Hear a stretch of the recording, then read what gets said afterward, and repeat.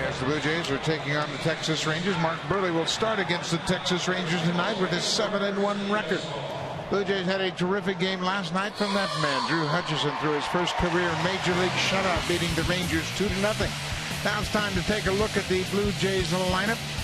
Top of the order, Reyes, Cabrera, Jose Bautista, Edwin Encarnacion, then Brett Lawrie. Over his last 13 games has hit .388 with 7 extra base hits and 6 RBIs. And then Steve Tollefson down in the bottom of the order in the 7th spot. Career against the Texas Rangers is 4 for 9 with a pair of doubles, a home run. He's driven in 4, and they're set to take on Robbie Ross Jr. 24 years old, makes his 9th start of the season. He's really struggled lately. 0-4 with an ERA of almost about 8 in his last 5 starts. The Rangers need him to turn it around in a hurry with all the injuries that they've had to their starting rotation. Jose Reyes will take the first pitch for a strike, and we are underway. Another beautiful night here in Arlington, Texas. Ball on the strike to the leadoff man. Reyes for the season batting just .212, but he is absolutely hitting the ball much better, and you can see that that average is going to jump soon. It's 26 degrees at the start of this ball game, and it was a gorgeous afternoon and has been a very comfortable evening.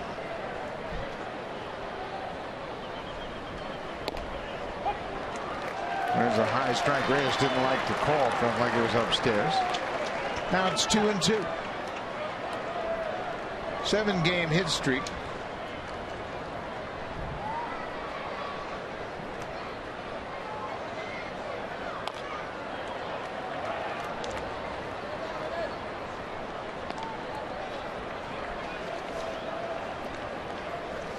Blue Jays won 2-0 last night. We mentioned the shutout by Drew Hutchison. The Rangers had 5 hits.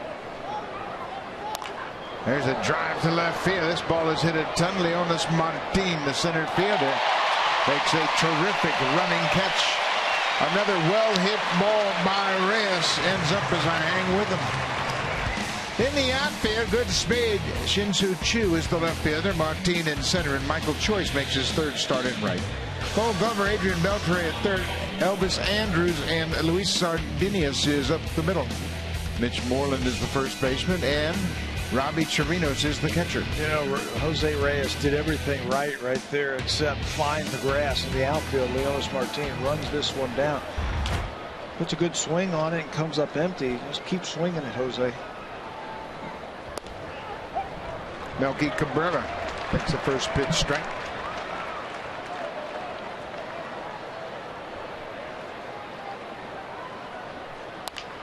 Bouncing ball over the mound. Andrews near second. 2 down. Well, this is what the Texas Rangers need right here from their start. They need some starting pitching. Get them deep into the ball game. Robbie Ross, unfortunately, hasn't been able to show it off just yet. The batters are hitting .311 against him so far early in this season. Right-handers have hit hard against him. .333 average. Bautista jumps back from an inside pitch. Bautista last night 0 for 3. He was walked intentionally in the 8th inning.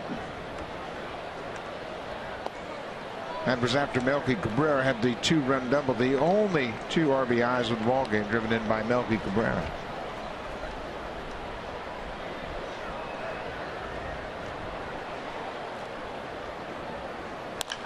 There's a deep drive to left field. Bautista has hit number 11. Blue Jays are up 1-0. That's the 6th home run Robbie Ross has allowed. And again, it was a right-hander. They have really punished Robbie Ross early in this year, hitting .333. He has given up 43 hits in his last 26 of the 3rd innings. And it keeps on rolling right there with Bautista. He measured that pitch and crushes it. How many times have we seen that right there? That finish from Bautista. So quick. Opens up those hips, and that bat follows. Sandy Koufax could have been on the mound tonight, and Bautista would have applauded it after the night he had against Yu Darvish. He had a tough night against Darvish last night. Off to a great start here tonight for Bautista. That's just his second home run hit in this ballpark. This is his 22nd career game. He just kept guessing wrong last night against Yu Darvish. Darvish would throw him fastballs, and Jose was looking for breaking balls and vice versa. Jose struck out 3 times, and then they intentionally walked him.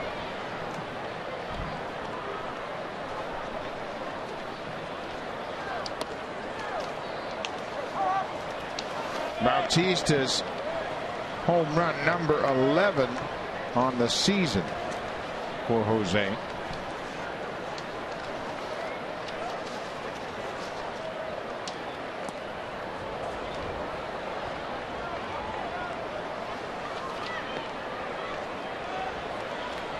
That home run for Jose ties him with Jesse Barfield for 5th on the franchise home run leaderboard. Encarnacion fouls it off at home plate. For Bautista, that home run is home run number 179. He and Barfield tied now for home runs in franchise history. Can't keep a good hitter down.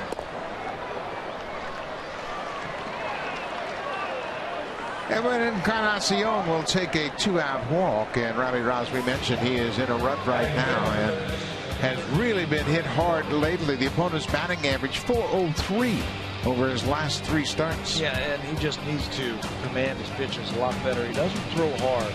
He's got a sinking fastball, cutter, a little bit of a change up. He's just falling behind people and getting hit and hit hard.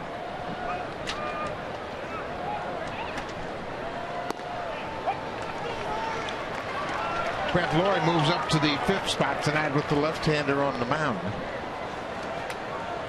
Lawrie last night had 3 strikeouts.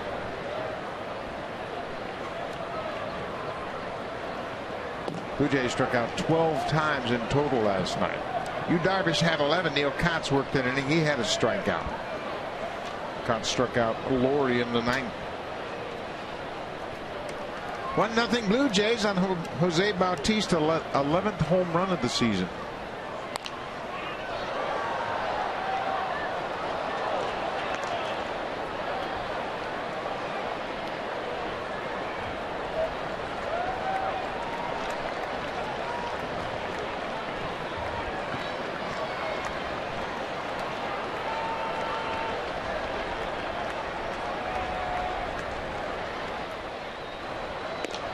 Upstairs, Lawrie has been much better when he can force the pitcher down and away. He's really handled the ball out over the plate, especially with 2 strikes. That's a byproduct of him really thinking about the middle of the field and thinking about the off-speed pitch and then just reacting to the fastball. They have tried to pitch him away at times this year, and he's hit the ball hard the other way. Not pulling off of it like he used to. Deanna Navarro is back with the club, and he is behind the plate. He'll be the next batter if Lawrie can keep this inning going. And Lawrie strikes up. Blue Jays leave a man on, but Robbie Ross gives up a 2-out home run to Jose Bautista. Home run number 11 for Bautista has given Mark Burley an early lead.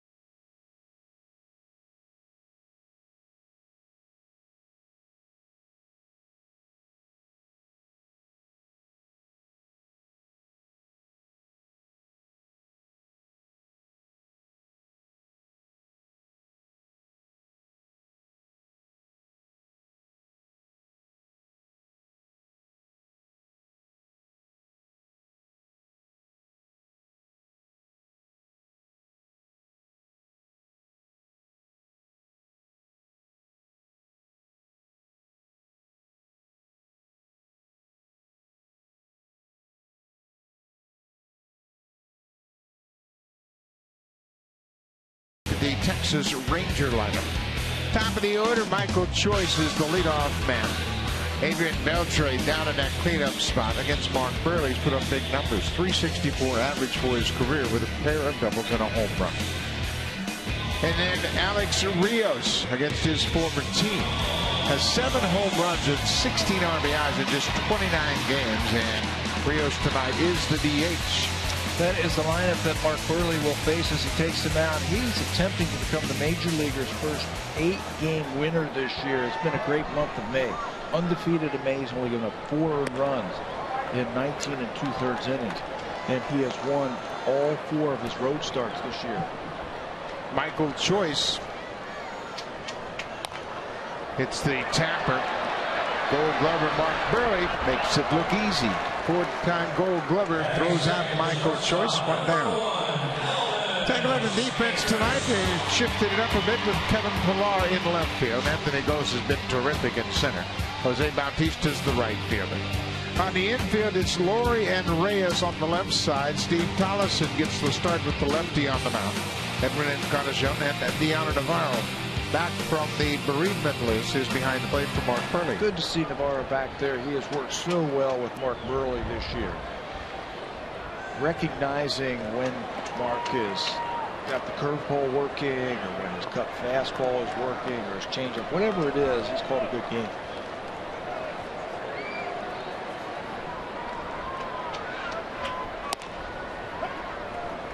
First pitch changeup for a strike. Elvis Andrus had his 11-game hit streak come to an end last night. Rangers were held to just 3 hits. The Blue Jays only had 5. Burley reaches for it. Tollison at second. Throws to first. 2 outs. Don't go there, Mark Burley. Let it go. That's what those fielders are for, that play behind you. You can't catch everything. Watch him reach out.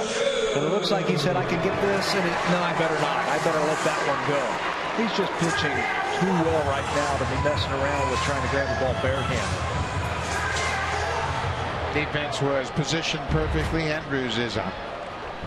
2 ground ball outs for Burley. Now it is Sin-Shu Chu, who is normally the leadoff man. He drops down into the 3rd spot.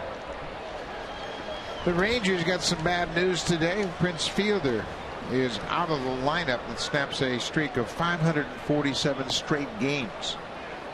That was the Iron Man streak, the longest active streak. Ron Washington told me before the game he's got a bulging disc. He received an injection and he won't be available until Tuesday. That streak you were just talking about, 25th longest in Major League history. 547 consecutive games. It was the longest since Miguel Tejada had a streak of 1,152 games. Tejada's streak ended in 2007. Prince Fielder loves to play every day, and now his body just wouldn't allow it. Mark Burley, 2 balls and 2 strikes to Sin-Shu Chu. Fouls it off.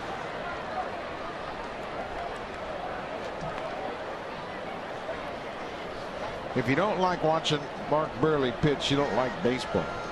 I mean, he is all about baseball. He fields his position. He holds runners close. He changes speeds, and he baffles you with an assortment of off-speed pitches and terrific fastball command. He just watches how those hitters are trying to attack him. And he can read bats. He had a great quote after his last start saying, I'm throwing just under the hitting speed a little bit more. I mean, his fastball is 82, 83, might bump it up to about 84, but just under hitting speed, making it tough on those batters trying to match him up. Full count, 2 outs.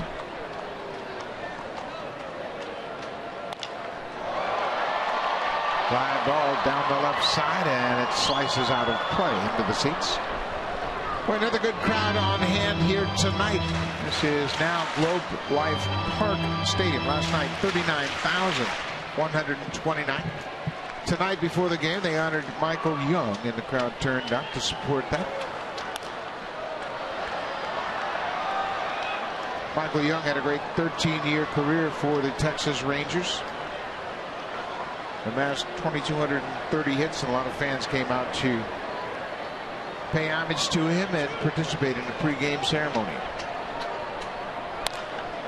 There's a fly ball to center. It's an easy play for Anthony Gose. 3 up, 3 down for Mark Burley. Quick first inning. We'll go to the second. The Blue Jays have a 1-0 lead.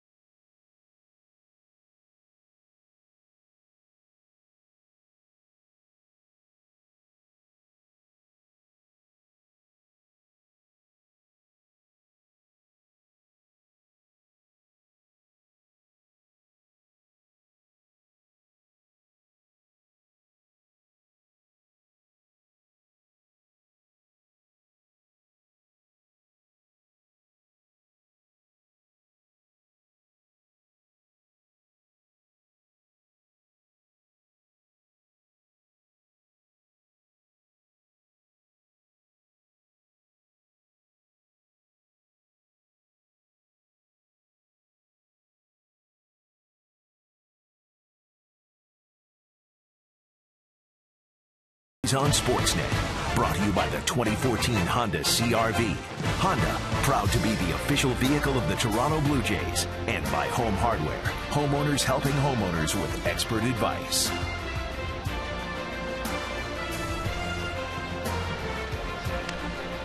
Welcome back to Arlington. Blue Jays on Jose Bautista's 11th home run of the season have taken a 1-0 lead. Gannon Navarro is back with the Blue Jays. Navarro was away from the ball club, taking care of some personal business. Navarro last played on Monday, and it's good to have him back. He's an integral part of this offense. It was close. Batting practice started, and he was hitting in the first group, and he hadn't gotten back from the airport yet. So they weren't real sure if he was going to make it on game time, but here he is. Lots of things going on around here in this area, the greater Dallas-Fort Worth area. The Byron Nelson, of course, is going on. There's a lot of traffic congestion. Hot shot right to the Gold Glover. Adrian Beltre makes an easy play of it. Beltre is a 4-time Gold Glover. And I tell you what, there are some third basemen in the American League. Evan Longoria, Adrian Beltre, Manny Machado is back with the Baltimore Orioles, and Brett Lawrie can hold his own defensively with any of those. It's so fun to watch those third basemen because the balls hit so hard, and the good ones have the quick feet and the reactions and the soft hands. Beltre fits that description. Steve Tolleson is starting at second base. Tolleson takes a first pitch strike. Be interesting to see how John Gibbons continues to use the combination of Francisco, Lawrie, and Tolleson. It seems as though when there's a right-hander on the mound, especially a tough right-hander, he will lean toward Francisco at third and push Lawrie to second. Hey, whatever it takes. Hey, get that guy's bat in the lineup because he is dangerous. But right now, you've got a nice bench to go to if you need somebody late in the ball game. You've got the best hitter in the world in this ballpark sitting on the bench tonight for the Blue Jays, Adam Lind. In this ballpark, nobody can compare. He doesn't get to start tonight because of Robbie Ross, the left-hander. But Lind in that game last night had 2 hits. Breaking ball on the ground, backhanded by Andrews. Tolleson's retired, 2 down. 23-year-old Drew Hutchison last night threw the 3-hit complete game shutout, and it was never in doubt.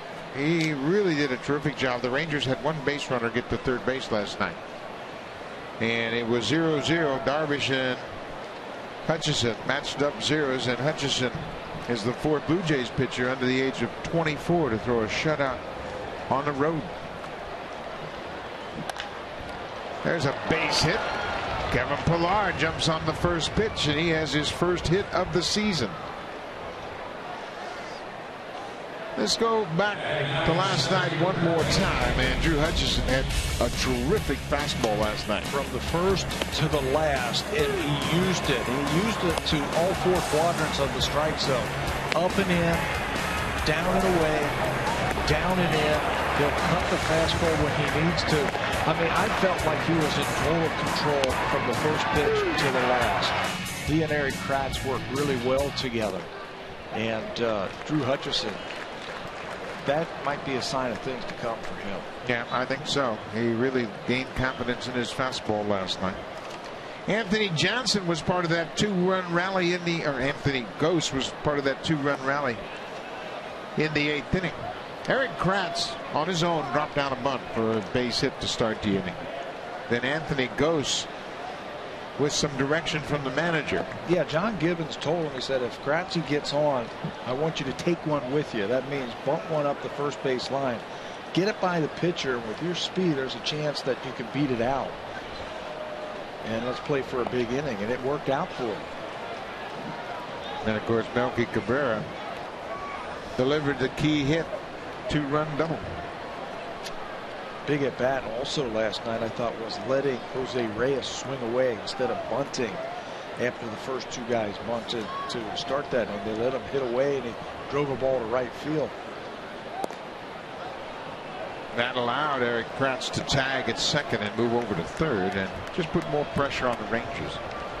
The go-ahead run was only 90 feet away. 3 balls and a strike, 2 outs. Kevin Pillar could run. He had 5 steals in AAA.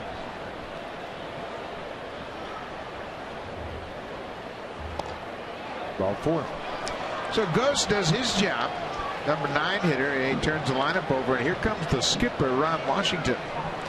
And this is not the kind of message that you go, okay, well, you're throwing the ball pretty good. You send the pitching coach out for that.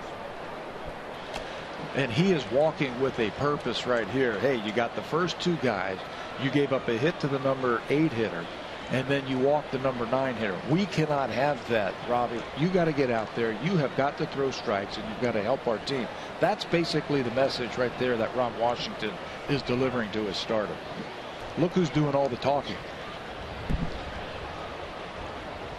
Very animated discussion, and Ron Washington went to the mound. The catcher stayed behind home plate. The infielders didn't go to the mound. Everybody knew what the purpose of that message was. Hey, we need you to throw strikes. You gave up a home run. You can't be walking the number 9 batter to turn this lineup over. This is where the Blue Jays really do all their damage, top of the order. So now Reyes will bat with 2 outs. First pitch changeup. Ron Washington is old school. I mean, if you've ever seen old school, he is old school. Came out of the Kansas City Royals Baseball Academy. Started in 1971. He said, I learned the right way at the Baseball Academy, and I want my players to play the right way. I thought in the speech from Michael Young, the tribute he gave to Ron Washington was very special. He said, I could go out there and get my 2 hits, but Ron Washington challenged me to be a better player and to make my teammates better. Love that kind of stuff. Isn't that a great statement? Make your teammates better. And Michael Young did that. 1-0 Blue Jays. First and second, 2 outs. Jose Reyes with a 2-1 count.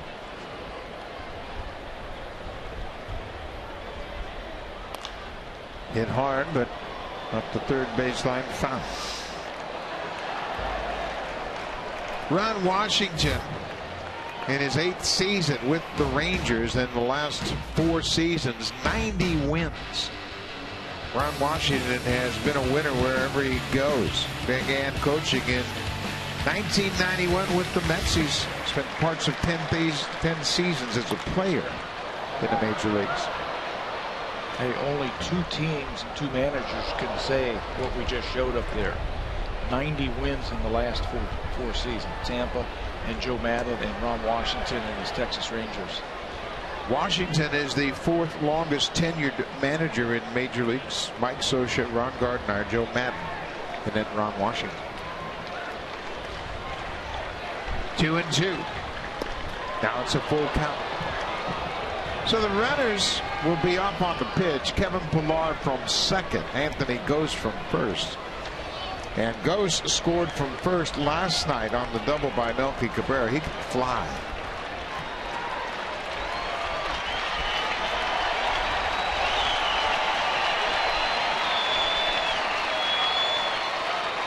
Melky Cabrera waits on deck. There go the runners. Reyes hits it foul outside of third. He's getting so close, Jose Reyes, to really going off. Kevin Seitzer says he backspins the ball better than anybody on this team, meaning he really drives through the baseball and puts backspin on the ball. Now he just needs to find a few holes out there. Hit the ball hard. Ball 4. That'll load the bases. So the bases are loaded. Back-to-back walks coming with 2 outs. A 2-out single to Kevin Pillar, the number 8 hitter. Then Gose and Reyes walk, and now Melky Cabrera. Melky won the game last night for the Blue Jays with his bat. Drove in the only 2 runs of the game.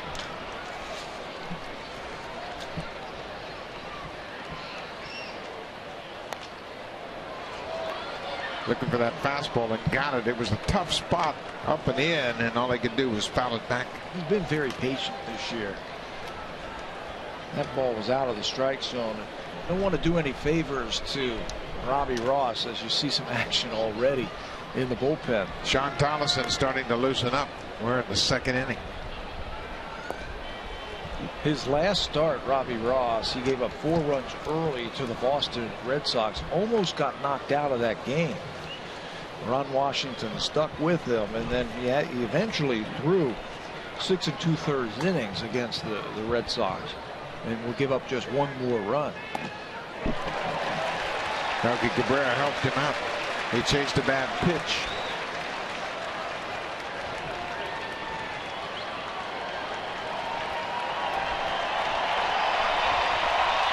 One ball, 2 strikes. The bases are loaded.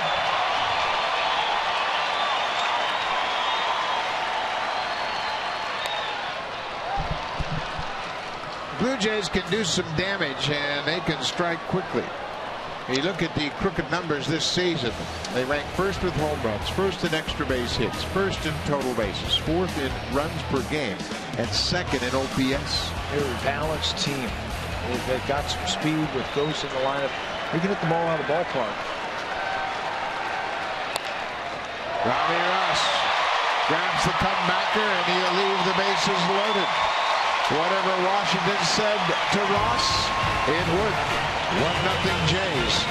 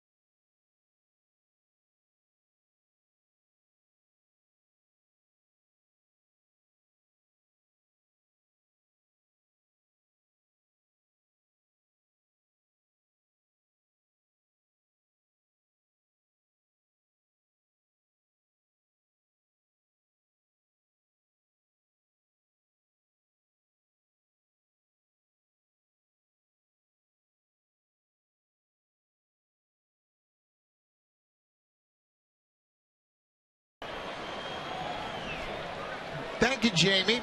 Tigers starter is Rick Porcello, who is really off to a great start.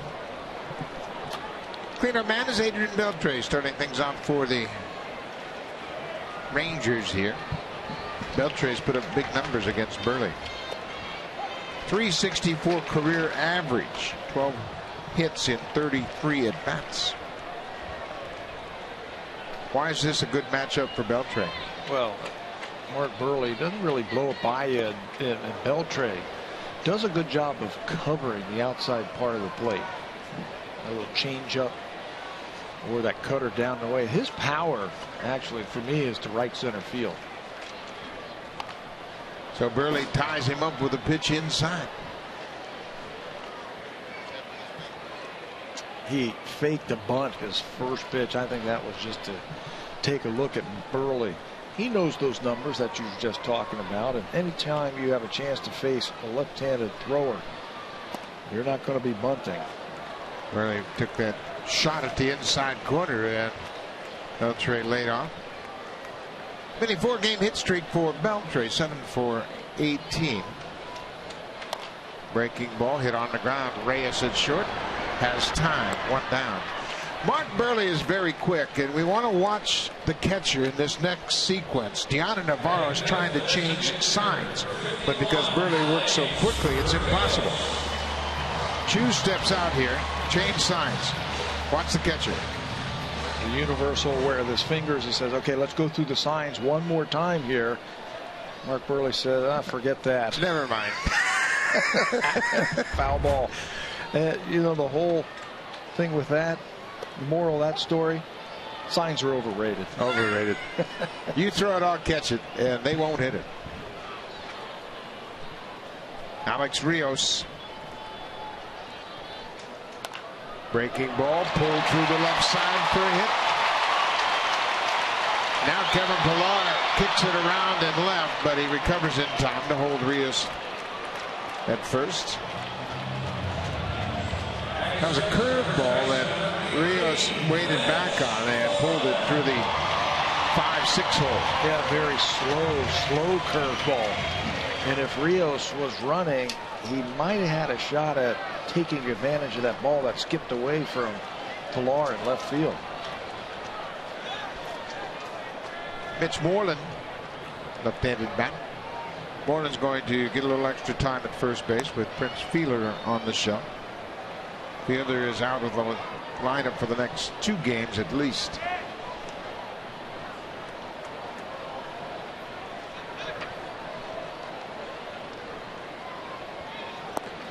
Off-speed pitch. Mark Burley at 7-1, off to one of his best starts. He's got good numbers against the Rangers for his career. 13-5. This is his 22nd career start. Also worked out of the bullpen. Pulled foul. Burley is the master of that. Here, hit this one. Yeah, just a little soft toss on the inner half. The only thing you can do with it is pull it into the seats foul. This is his second best start to a season than the great start he had in 2005. 10-1 through his first 16 starts that year. Inside changeup. Of course, that's the year the Chicago White Sox won the World Series. Had a terrific pitching staff. The White Sox send starters out there every single night, and they pitch deep into a ball game. This is foul down the left side.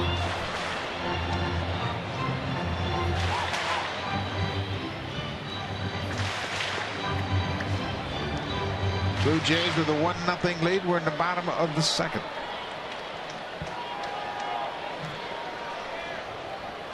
Slow breaking ball. Moreland couldn't wait any longer. 2 down. Let's check in with Jamie Campbell.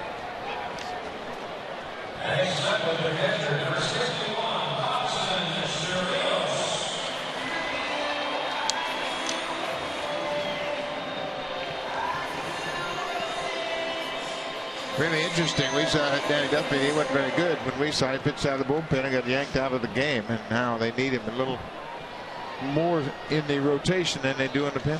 He got yelled at that night by his manager, didn't he?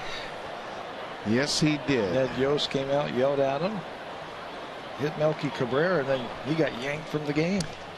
Actually, I think it was Dave Island that came out and yelled at him. The pitching that's coach. Right. That's right. And then Yost came out and yanked him. He took him out of the game. Robinson Chirinos is the catcher tonight. Last night, J.P. Arancibia was behind the plate for you Darters.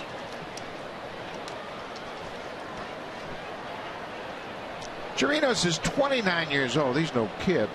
He has bounced around a bit. He's got some power, but this one is foul. Another one of those hit-me fastballs. Yeah, another foul ball, strike two. He will not get cheated, Chirinos. He is up there swinging away. And what you might see now for Mark Burley is him go softer. The harder a batter swings the bat, the softer Mark Burley is going to throw that ball in there.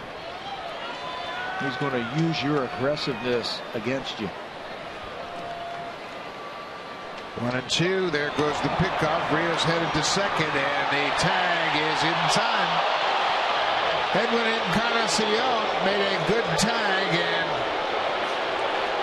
the Blue Jays are off the field. Now Ron Washington has come out of the dugout, and he's going to go out and talk to C.B. Buckner. Bang, bang call at second base. Rios told Washington I was out, so he returns to the dugout. Rios is caught stealing. He goes on the first move. Burley comes to first, and Encarnacion's throw is in the dirt, but Tollison digs it out and puts the tag on Rios.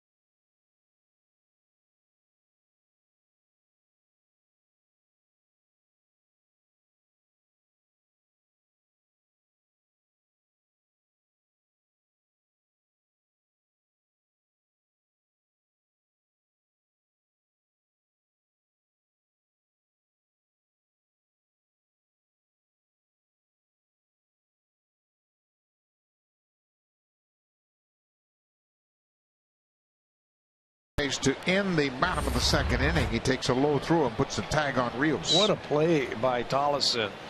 The throw was coming from Encarnacion, who threw it to the inside. He picks it and then comes back very quickly, and he's able to get Rios. We got a chance to slow that play down, and he was out at second base. Heck of a play right there by Tollison. And difficult to hang with it and first catch the ball on the short hop and then put the tag on the run.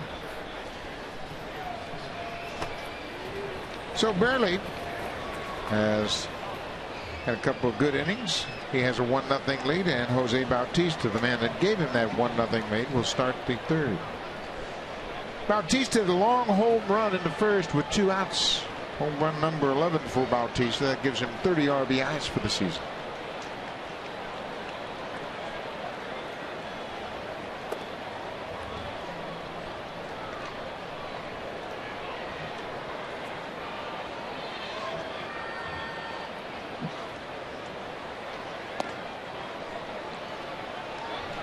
The Texas Rangers have really been hit hard by the injury bug. They currently have 13 players on the DL, including an entire 5-man starting rotation. So Robbie Ross has been pressed into starting duty. And Ron Washington said, you know what, nobody's feeling sorry for us. It's part of the game. You deal with injuries. But somebody's got to step up. Bautista has his second hit, a line drive, one hopper to left.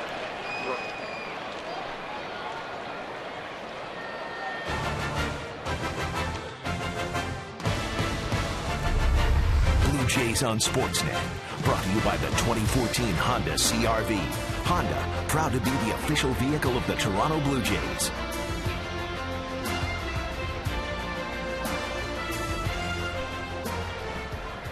Bautista is on first for Edwin Encarnacion. Edwin walked in his first at bat.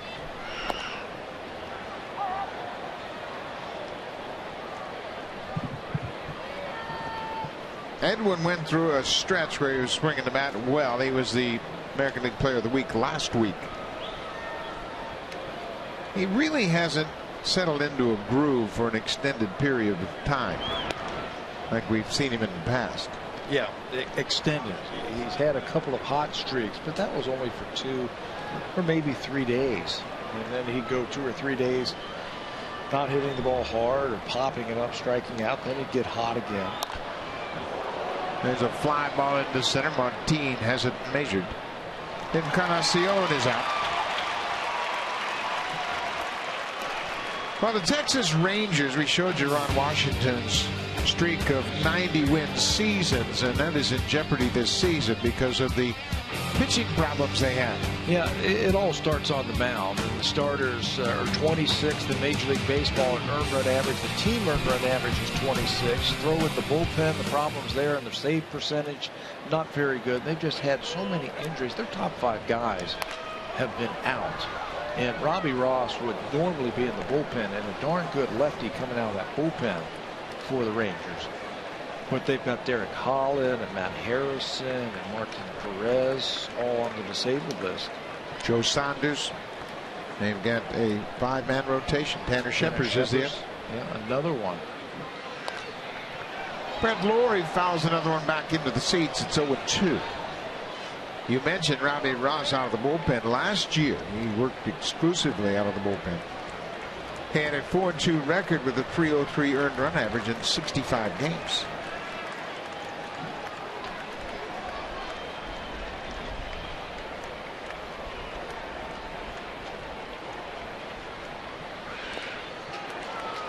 Lawrie got a piece of it and fouled it back to the screen. He'll induce a lot of ground ball outs when he is on. 65% of the balls in play were ground balls against him last year, and he really handcuffed the lefties. Now, as a starter, you got to figure out a way to get through the lineup 3 times. He might have to trick guys or throw more breaking balls. But he has been getting hit hard. In the 3rd inning this year has been a bad inning for him. He's given up 13 runs here in the 3rd inning this season.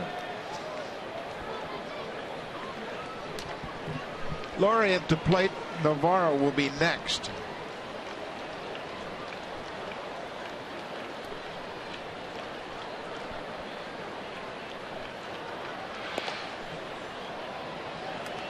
You mentioned getting through the lineup 3 times. I think everybody would be better served if they would be more efficient and use that fastball to get ahead. Aggressively work in the zone. I'm not saying throw it down the middle, but make quality pitches. Right now, he's struggling to get anything over where he wants to. Lawrie strikes out. He strikes out for a 2nd time tonight. I think if the Blue Jays are a little bit more patient, as you see this breaking ball, Brett Lawrie swings over the top of it. If they're a little bit more patient, he's going to run himself into trouble. Thought Melky Cabrera helped him out with the bases loaded last inning. And right there, Brett swung over a pitch that looked like it was a ball. Gianner Navarro hit a hot shot to the 3rd baseman, but he was thrown out 5-3 on the play.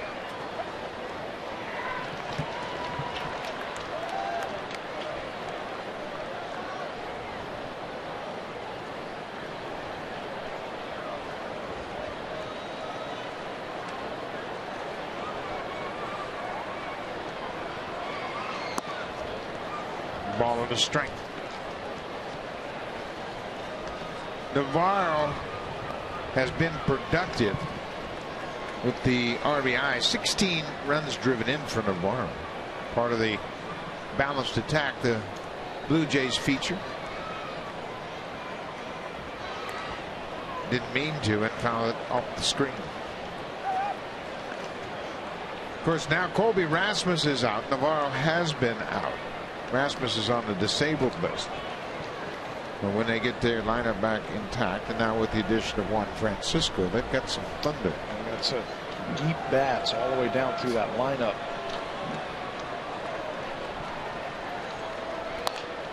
Bouncing ball over the glove of Robbie Ross, the second baseman. Sardinius has it and throws him out. The inning is over. The Blue Jays leave it a runner. We'll go to the bottom of the third. Jays have a 1-0 lead.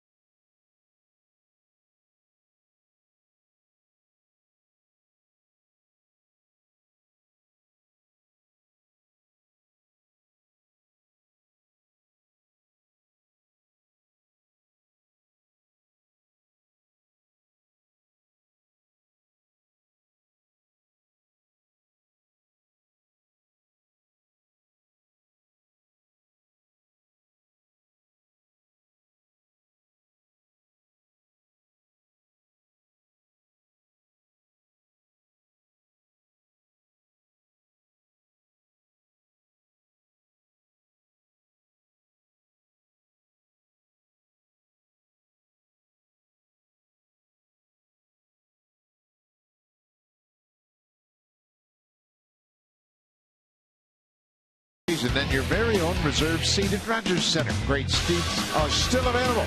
So call the Blue Jays today at 416-341-1234 or log online at BlueJays.com to order your 2014 Blue Jays season tickets. Lots of great games coming up. The Oakland A's will be in town, and the Oakland A's are starting to heat up. Josh Reddick last night with a grand slam. He drove in 6 as the A's scored 11 runs. It'll be the Oakland A's, the Tampa Bay Rays, and the Kansas City Royals on the next homestand. Blue Jays will be back there Friday night. Who has the most wins in the American League? Second most in baseball as a team, the Oakland A's. They have really been good for the last 3 or 4 years. Robinson Chirinos, the catcher, again barely reaches for it. Thomason makes the play behind him, and Chirinos is retired. Well, what you're going to get from Mark Buehrle is a little bit of everything. You can see how evenly distributed all those pitches are for the most part. Fastball 40% of the time. He'll mix in a changeup, the curve, the cutter, and the slider. A little bit of everything, and he uses every one of them. He'll read your bat, and that last at-bat was a great example of going a little bit softer against a guy who was really swinging from his heels. Took a little something off, got a little ball off the end of the bat. Nice easy out. Center fielder Leonis Martin. And Buehrle is ready to go. When you step in the box, you better have that finger on the trigger, man. He's coming at you. He tried to bunt at that and pulled the bat back. And Buehrle felt like he bunted at it. It looked like they were going to appeal, but they never asked. Looked like he jabbed at it for a second there, didn't it?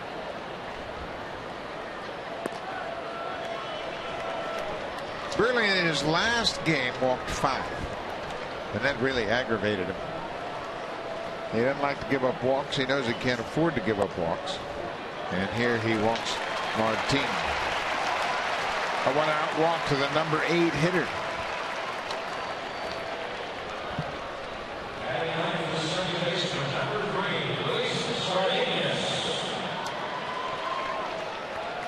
great numbers over his last 21 starts. He just wins, and he keeps you in the game. All of that with the slowest average fastball in baseball at just 83 miles an hour. So it's not the flamethrowers that get the job done as pitchers. It's the guys who know how to take the sting out of the bat. Luis Sardinas starting at second base tonight. Sardinas is from Venezuela. He's just 20 years old, actually. He just turned 21 yesterday. He's got a very quick bat. I was watching him in batting practice today. Quick bat, tries to stay in the middle of the field. Right now, Ron Washington will platoon he and Ignat Odor at second base. Odor is a left-handed hitter. Sardinas is a right-handed hitter. All of a sudden, barely can't throw a strike. It's 3-0 to the number 9 hitter. Michael Choice is on deck. He's the leadoff batter. 1-0 Jays. There's a strike.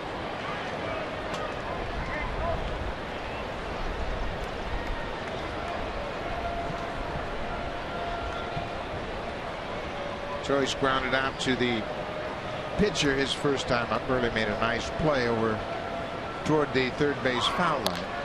There's a ground ball up the middle for a base hit.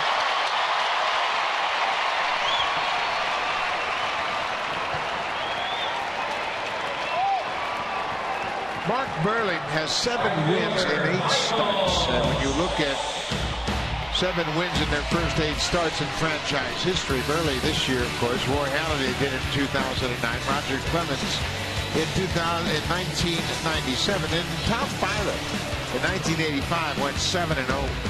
And I remember that one specifically because his first start, not his first win, but his first start was the night I broke my leg in Seattle. But Filer came up and did a great job for the Jays middle of July and would eventually win 7 of his first 8 starts. So his first of that 7 is the night you got hurt. Yep. So you didn't catch him. Oh, I caught him. After that? No. I didn't catch him in the streak. You're right. Okay. No, I was done. Just checking. What happened was I caught him in his debut. I got hurt in the 4th or 5th inning, and the Blue Jays won in the 14th. And you got him rolling. I got him started. That's the point I was getting. That's exactly. You didn't take him through. You just got him started. You said it exactly as I told you.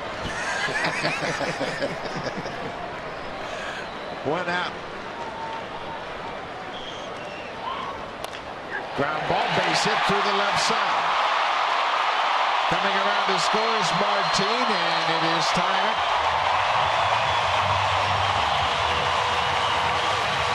Michael Choice with the RBI, his 14th of the season. He laid back on that breaking ball nicely there. Second time through now for the Texas Rangers. And the hitters that have always given Mark Burley problem are the guys, not the power hitters, it's the guys who spray the ball around and who stay back on the breaking ball. He walked Martin, he gave up a single, and now Choice plays Martin with that single in the left field. Just the 7th time this season Michael Choice has hit in the leadoff spot. He drives in the first Rangers run. Elvis Andrews takes one inside. What has helped Mark Burley get off to this great start is his pinpoint control. And right now he's fighting his control. Yeah, he was automatic. Boom, boom, boom. Attack the strike zone. Throwing good pitches. And he said it. I'm making pitches when I have to. That's why I'm winning ball games. There's a changeup right on the outside corner. 1 run, 3 hits, no errors for each team. We're at the bottom of the 3rd.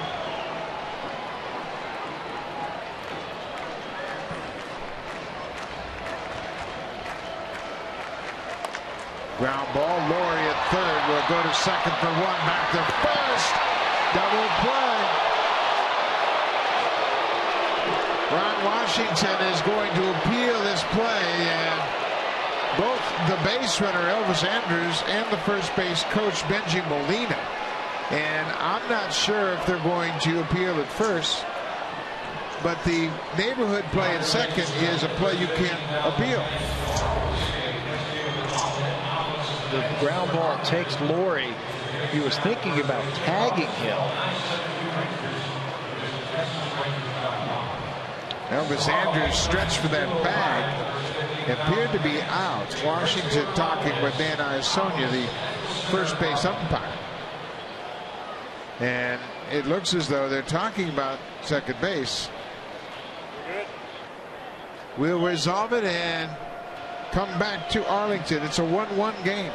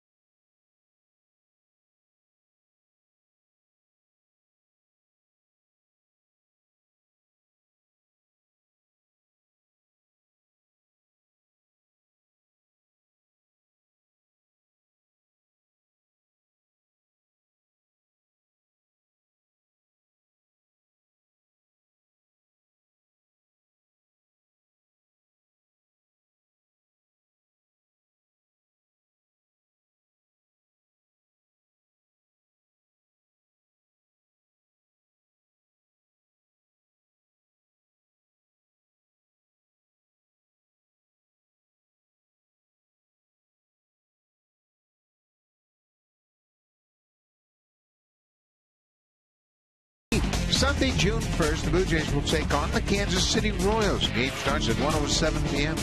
The first 20,000 fans will receive a Blue Jays cowboy hat presented by TD. Call the Jays at 416-341-1234 to order your tickets, or you can always get your tickets by logging online at BlueJays.com. So make sure you check it out. Sunday, June 1st, the Blue Jays are going to give away those cowboy hats on Country Day. These guys are all ready.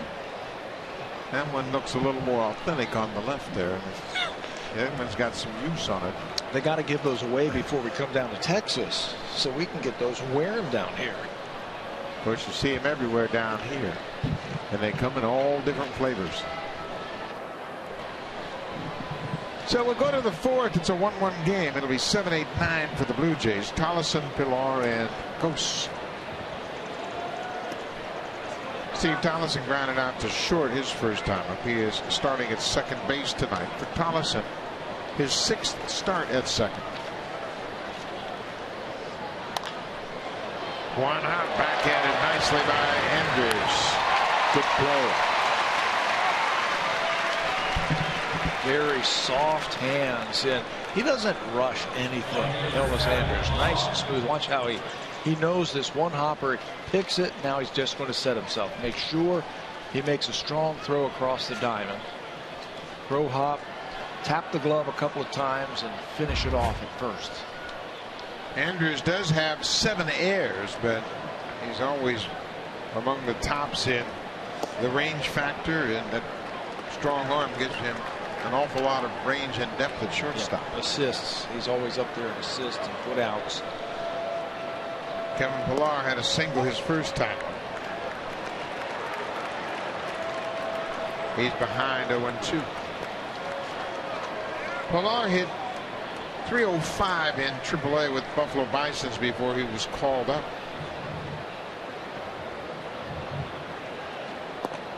Could see they were set up way outside, and Pillar early on has shown that he really can't lay off that outside pitch, especially when he gets 2 strikes.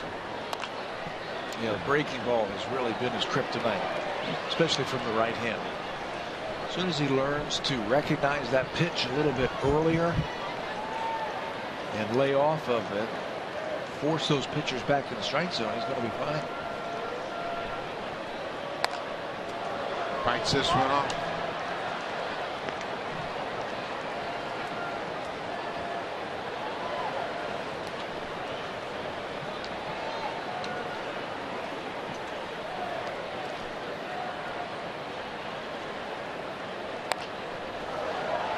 Pilar's always hit throughout his minor leagues career, but he just hasn't been able to get enough at bats to really get a feel for it up in the big leagues just yet. Kevin Seitzer has been working with him about staying calm and hitting strikes. Fights this one off. The outfield now is really moving. They're recognizing that Pilar's late on that fastball. And Leonis Martin is now shifted over into right center field. He's bringing his left fielder Chu with him also. That's 3 straight foul balls to the right side on the fastball. Bouncing ball up the middle. Andrews near second. 2 down.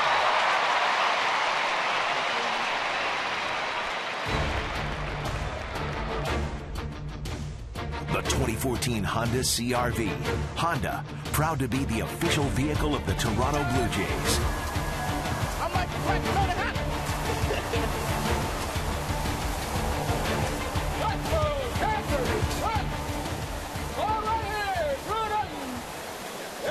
Up the onion rings here in Arlington. Anthony goes after the first pitch.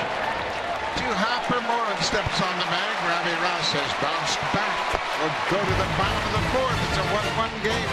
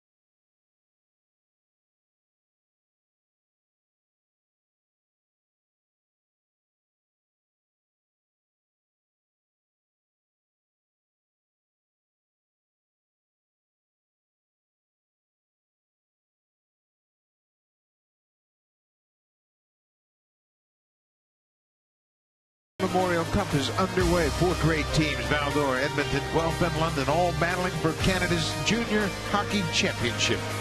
See the next generation of hockey superstars, the MasterCard Memorial Cup, May 16th through the 25th on Sportsnet.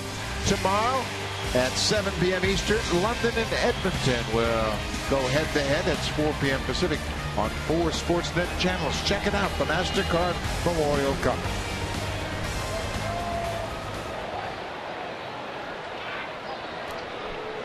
Left fielder Shin-Soo Choo takes a first pitch strike. Mark Burley had control issues in the 3rd. He walked the batter, the number 8 hitter, and then gave up back-to-back singles. Rangers tied it up.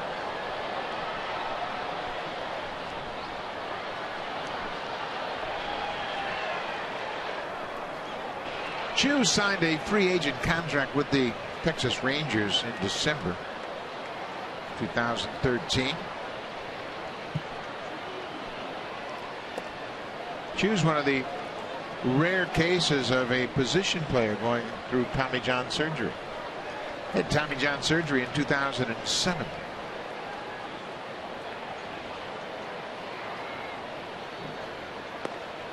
He went around. He knew it. Another strikeout for Burley. That's number 2. First out of the bottom of the 4th. Struck him out twice. It looked like that one pitch got in there and was called a ball. That time he comes back with that little late breaking slider. And Chu can't hold up. Burley has really pitched well against this Rangers ball club in his last 2 starts prior to tonight. 14 innings, just 1 earned run. Boy, that's a get me over curveball. That's a hard one to swing at. And you can see Beltre say, come on, man, throw it harder than that. You know what a hitter doesn't want to do? He doesn't want to swing at that and make it out on the first pitch. Oh, that got him pretty good. Found that ball, looked like on the back link. I mean, you've been up there before when a pitcher does something like that out of the ordinary, and you say, should I swing? Oh, it looks very inviting. As we watch Beltre foul ball off his knee one more time. And you're like, I'm not going to swing because I'm afraid I'm going to ground out here. I'll live for another pitch. I don't know about, I've done that. I got a great instance of that happened in Yankee Stadium with Gorman Thomas. 1 out. Popped up back over the screen. Gorman Thomas was facing Dave LaRoche, the left-handed reliever. Lob. And he threw the lob. And Gorman swung at it like a softball hitter up in the air. And swung and missed and fell down. He heard about that for weeks. Sure. Oh, yeah. So you don't swing at it. You're better off to take. You're just right. take strike 1. Adrian Beltre. We mentioned he came into this game with a .364 career average against Mark Burley.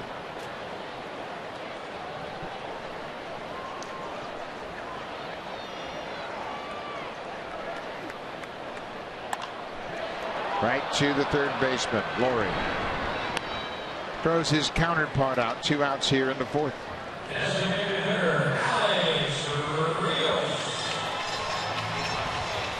Laurie's back at third base with the left-hander Robbie Ross on the mound tonight. He's been playing some second base and playing him well. Last night, Laurie made his 7th start at second base, and just an opportunity to get Juan Francisco's bat into the lineup. He'll probably be at second base tomorrow afternoon with the right-hander on the mound. Alex Rios singled on a slow curveball his last time up and then was caught stealing. Mark Burley went to first base while Rios was headed to second. They threw him out.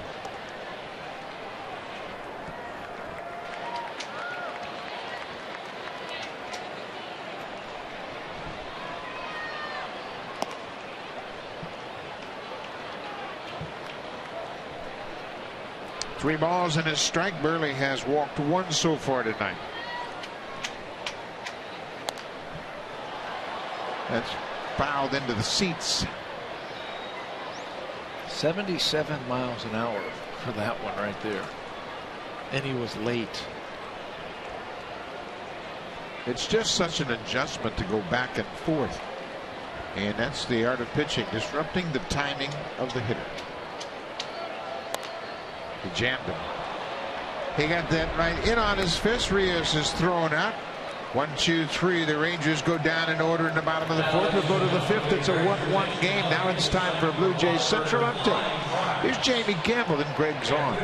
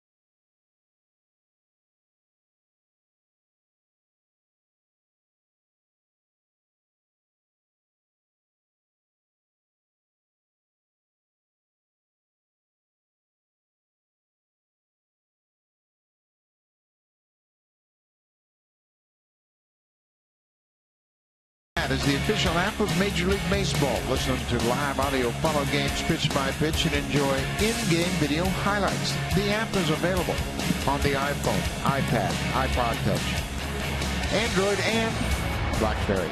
Season-long subscriptions packages are available. Visit BlueJays.com for more details. Mark Buehrle and Deanna Navarro working very well again tonight.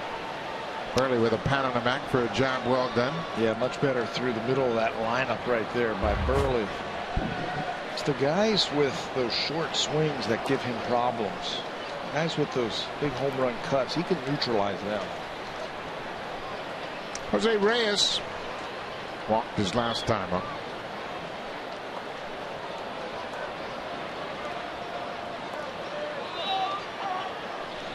Robbie Ross has settled down nicely. He got a little bit of a lecture from his manager in the second inning.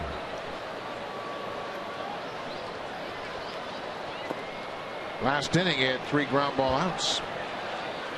Bottom third of the order went quickly. A couple of nice plays by his defense. Now this is the 3rd time through. And if the pattern holds with Ross, he'll throw fewer fastballs, more breaking balls. That's what he has done through his first 8 starts this year. Blue Jays ready now. Reyes takes strike 2. 3 balls and 2 strikes. The leadoff man hitting here in the 5th, Jose Reyes. Bounced foul. If you could characterize the Blue Jays hitters, would you say they're fastball hitters or breaking ball hitters? I would say fastball hitters. You know, especially the middle of the lineup, the Bautistas, the Encarnaciones, the Franciscos, Adam Lind, all of them. I think they're very good fastball hitters. Melky Cabrera is a very good breaking ball hitter. Adam Lind's a very good breaking ball hitter. But I think they prefer the heat. Reyes will take the leadoff walk. He's walked twice tonight. Melky Cabrera has grounded out twice, and Melky's the type of guy that can handle anything. But boy, oh boy, when he gets a breaking ball, he'll wear you out. He gets it 24% of the time, so about 1 in 4 pitches is breaking ball, and when he gets it, he doesn't miss it. Look what he is hitting against the breaking ball this year. .413. Hit a breaking ball last night off of Yu Darvish. That was the big double into the corner in the right center field. A little looping breaking ball. Still not too shabby against the fastball, just under 300 at 294, and the changeup at 292. The bottom line is this guy can hit right here, and he never wavers from his game plan and just trying to stay in the middle of the diamond and hit the ball back through the middle. Never wavers, stays with it. He got into a little bit of a rut about a week ago when he was chasing some balls out of the zone, and Kevin Seitzer picked up on it and said, "Hey, Melky, stop swinging at bad pitches." Melky said, "Watch me tonight." And he has the discipline and the eye at the plate to get right back in there. And sure enough, he started being a little more selective, and his stroke came right back.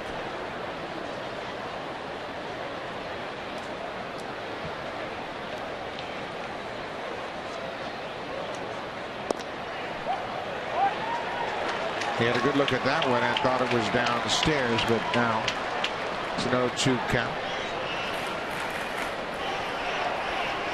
Bullpen is warming, and it has been. Early on, they got him up. Tolleson, John Tolleson once again throwing. See that last pitch, how far up and in it was, and Melky Cabrera had to bail out. An 0-2 pitch up and in.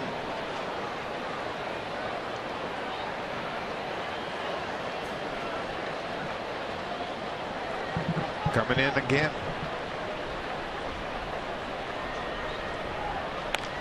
He didn't get it in there. Well, he is really waiting, and that ball rocketed into the stands, and it looks like Melky is concerned about it.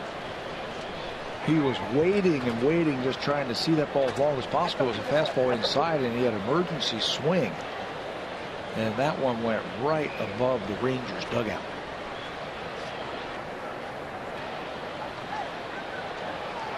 Concerned by the players and the fans and the dugouts of the Rangers. Ball go in there so hard, so quickly. 1 ball, 2 strikes. Reyes at first, nobody out. Bouncing ball to first. Moreland will have to step on the bag. Reyes moves to second. So now there's 1 out with a runner in scoring position for Jose Bautista.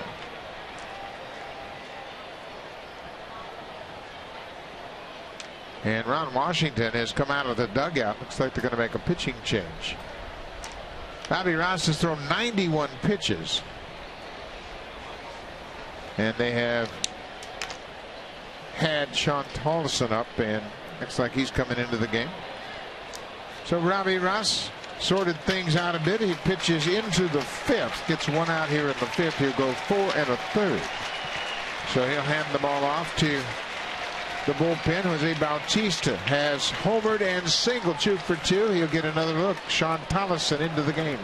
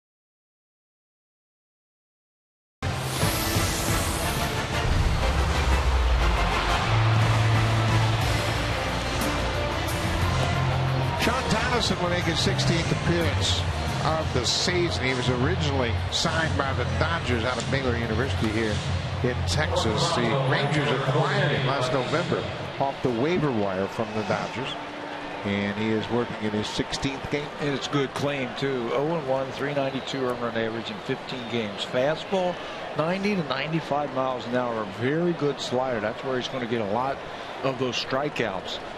He's got a cutter and a changeup that he'll use versus left-handed hitters, but he comes right after you. Jose Bautista has homered and singled in his 2 trips to the plate tonight. Off the glove of Chirinos, and Reyes will move to third. Boy, the first pitch from Tolleson sailed. It's a pass ball charged to Chirinos. And now the go-ahead run is at third base. Looked like a cutter. Watch how that ball really handcuffs Chirinos behind the plate. The movement on it. And that allows Reyes to move up. Infield is drawn in now. Not exactly how you want to play defense against Bautista if you're an infielder. He hits the ball so hard. His homer went to left field. It was deep into the seats. His line drive was a 1-hop line drive to Sin-Shu Chu in left.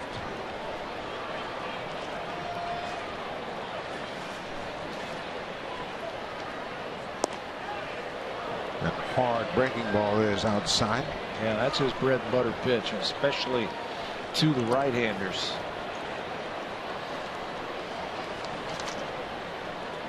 So now behind 3-0, they're just going to put him on. Washington will give Bautista the intentional pass. He walked him intentionally last night. Doesn't want to take a chance that John Gibbons gives him the green light, so he just says, I'm going to take the bat right out of his hand. 5 walks in the game for the Blue Jays, 1 intentional. Encarnacion walked in the first. He's also flied out. The Blue Jays have stranded 5 already in this game. They have 2 more aboard here in the 5th.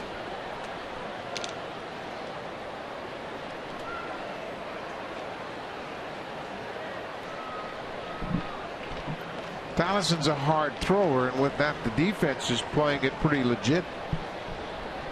Pretty much straight away. Just a shade to pull at second.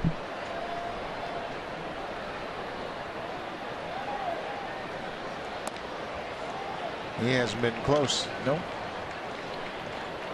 Overthrowing it right now. They've been used a lot, this bullpen, by the Texas Rangers, because their starters haven't been able to go very deep over the last 17 games. They've logged over 60 innings out of the bullpen.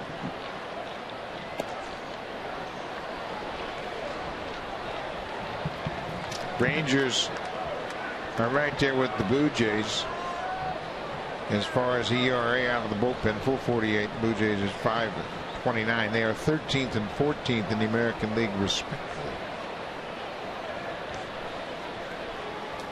2-0 to Encarnacion. Reyes at third. Bautista at first.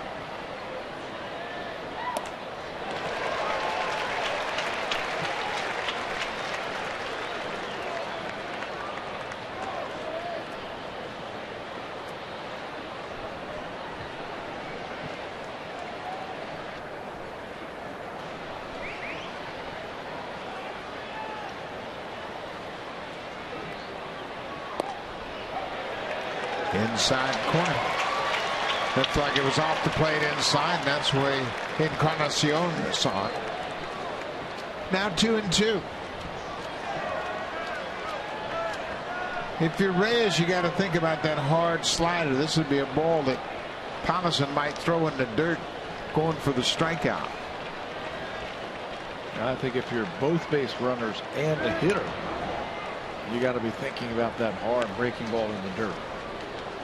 That's his bread and butter pitch. That's his go-to pitch when he needs a strikeout, especially to the right-handers.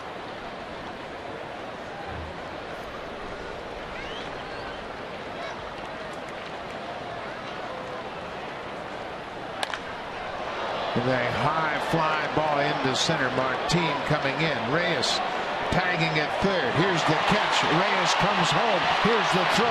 It's on the money, and Reyes is out.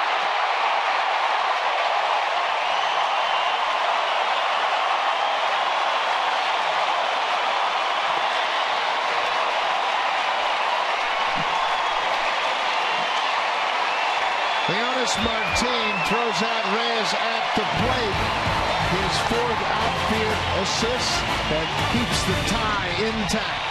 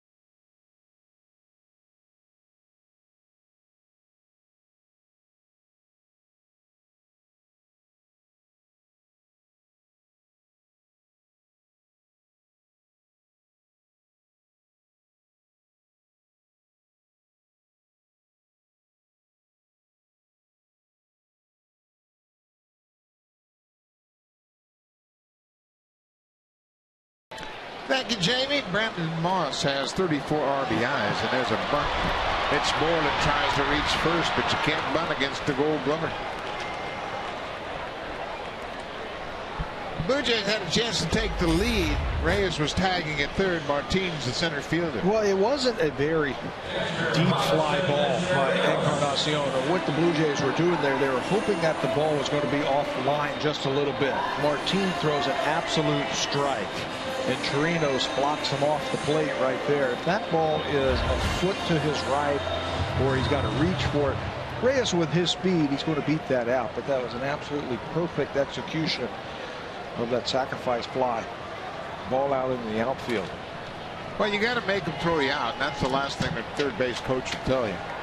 Okay, it's not that deep, but make them throw you out. And Martin did. Martin picks up his 4th assist. Robinson Chirinos blocked the plate perfectly once he received the ball. There's a drive to left field. Pilar is there. 2 down. I'd take that chance all the time. Yeah. You know, you've got Encarnacion. Again, it wasn't that deep, but you've got Jose Reyes running. He and Gose are the best runners on the team. You got to take a chance right there.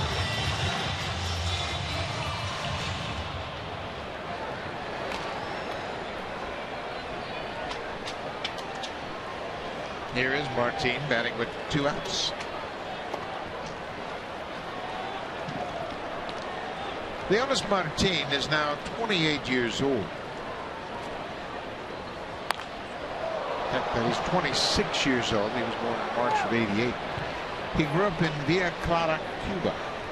They signed him as an amateur free agent in 2011. Last year was his first full season. He hit .260. But he also chipped in with 36 stolen bases. Plus, he plays a terrific center field. He's got, as you know, a great arm. Yeah, and that was one of the reasons, he being the reason that they were able to trade their backup center fielder, Craig Gentry, to Oakland. And David Murphy also left, giving him the job, everyday job in center field.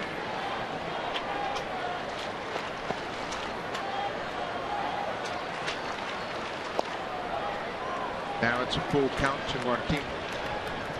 Mark Burley has given up 1 run on 3 hits.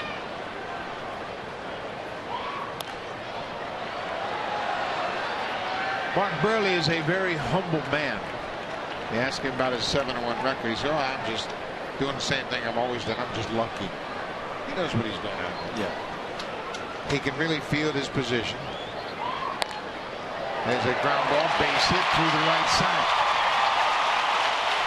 Martin with a 2-out single.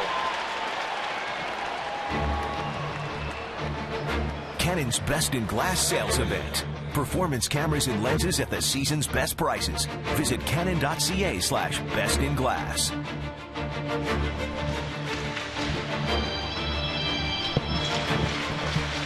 Beautiful sports complex here in Arlington. Globe Life Park, the baseball park on the left of your screen, and AT&T Stadium, home of the Dallas Cowboys, right next door.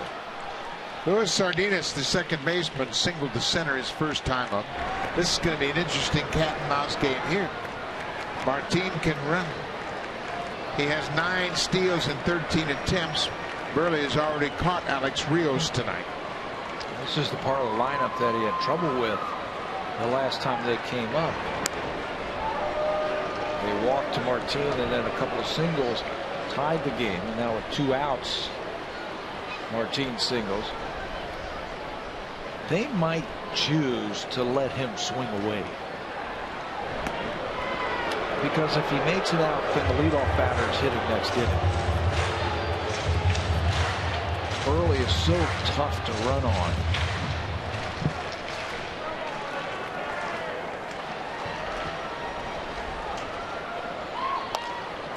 Tapper, third base side of the mound. Burley takes his time. Another good play by Mark Burley. That's the 4th ground ball he's had to make a play on, and he's handled them all perfectly.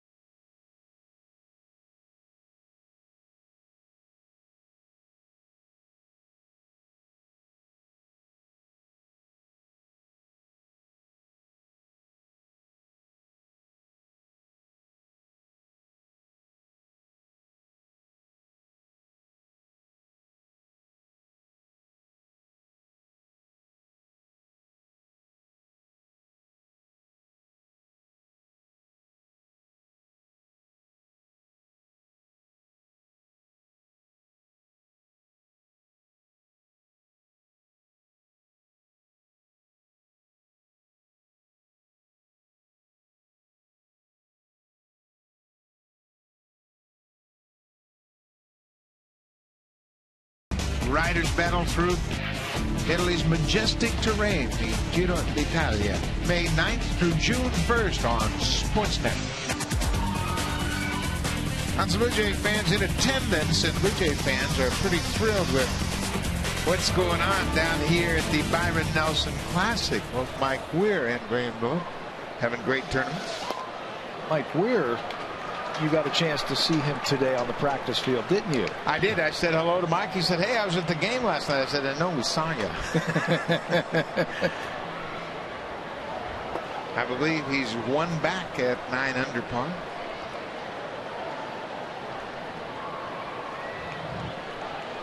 Brett Lawrie looking to get on base here in the 6th.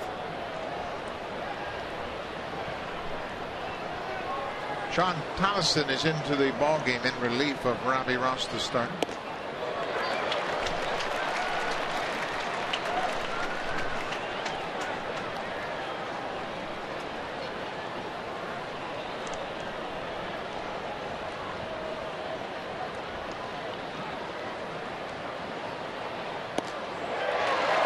Lawrie chases a high fastball, 1 out. Let's check it with Jamie Campbell. He's got an update.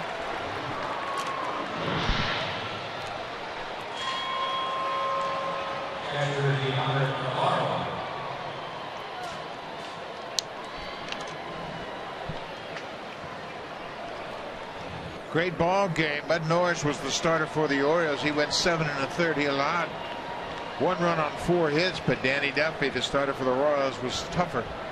2 hits over 7 scoreless innings. He didn't walk a batter, and he struck out 2.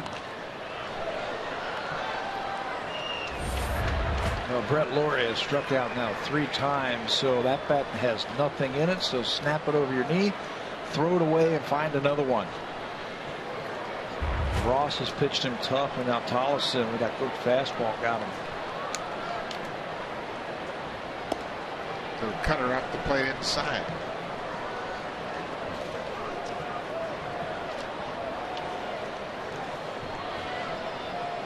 Yonder Navarro in his first game back off the bereavement list. Good to have his bat back in the lineup. He and Mark Burley really worked well together. And they're clicking again tonight. Yeah, he'll watch hitters, and he'll be able to watch their swings and determine, hey, this pitch is working. It might be the changeup one night, or it might be his fastball another night.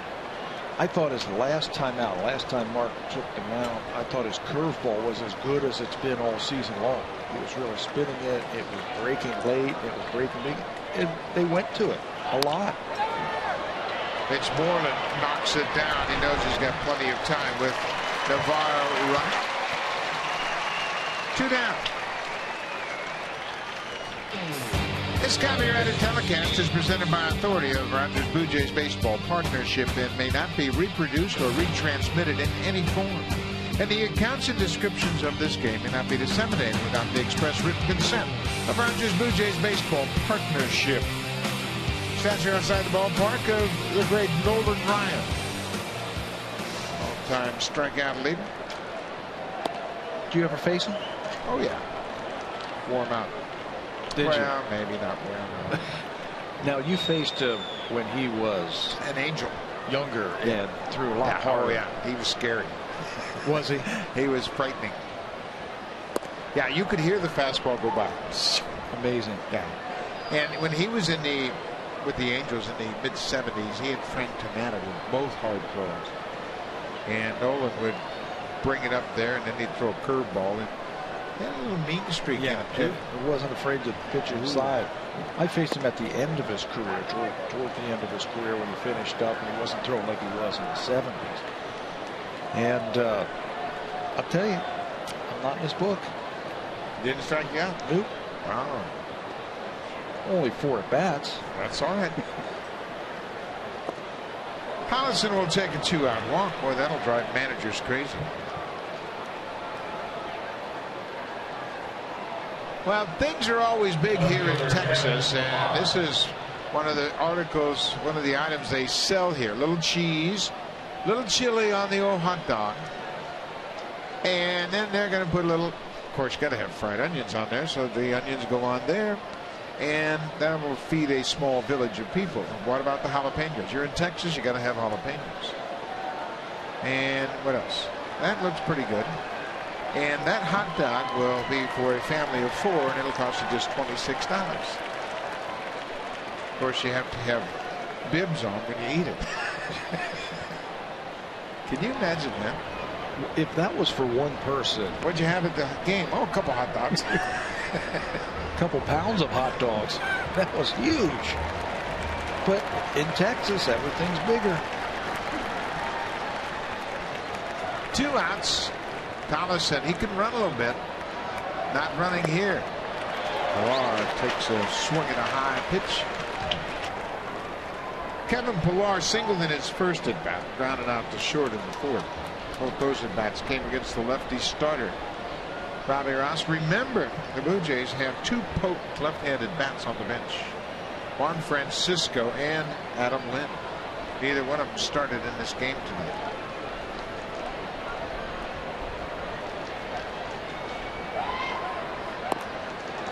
Pilar had asked for time, and it was granted. Bill Scott, the home plate umpire, walked out of the umpiring position. So it'll be 0-1. We're in the top of the 6th. It's a 1-1 game.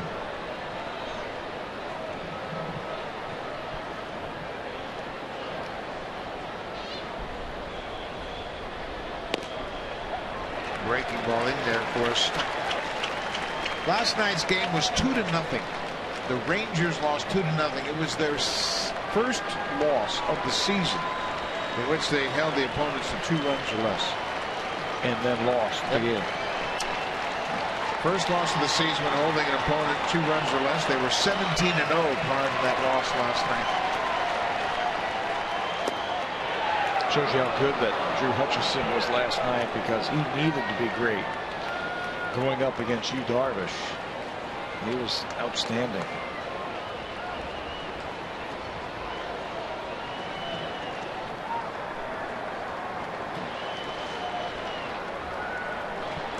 One ball, 2 strikes, 2 outs. Collison was a little bit late diving back into first. With 2 strikes, he might opt to break here, take a chance, see if he can't move into scoring position with a stolen base. How about the delay steal right here? Maybe catch him by surprise. The infielders in the middle of the diamond are way off the bag.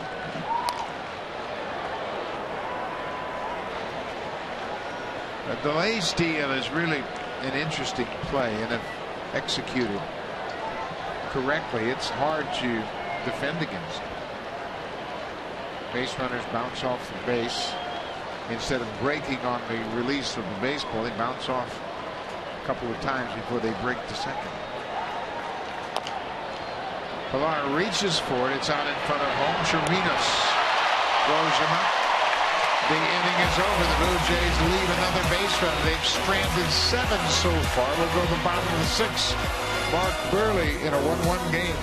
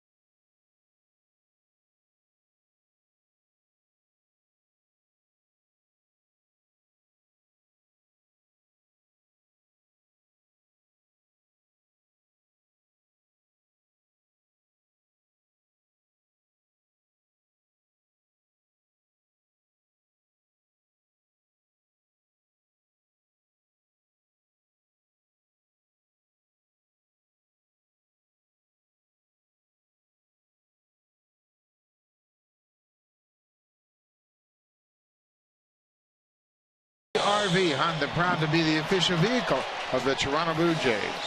See that kid there in the pink glasses? Earlier in the game, Luis Rivera throws him a baseball. Now watch what he does. He catches that baseball and then turns to the group of young ladies behind him and says, "Hey ladies, would you like a ball?" And they go, "Oh, aren't you so sweet?" But then he says, "I gave her the other ball." The problem is he's got the gamer in his glove. He never took the gamer out of his glove. He says, "Ladies, would you like a baseball?" And look at the girl in the middle. Oh, that's so sweet. It's not the game ball. Pretty slick. That is the play of the game. It looks like each of those fans have a baseball. Each of those young boys in that first row. That's pretty cool. Well, Mark Burley continues to deal. He is pitching into the 6th again in a 1-1 game. Michael Choice drove in a Rangers run with a single to left in the 3rd.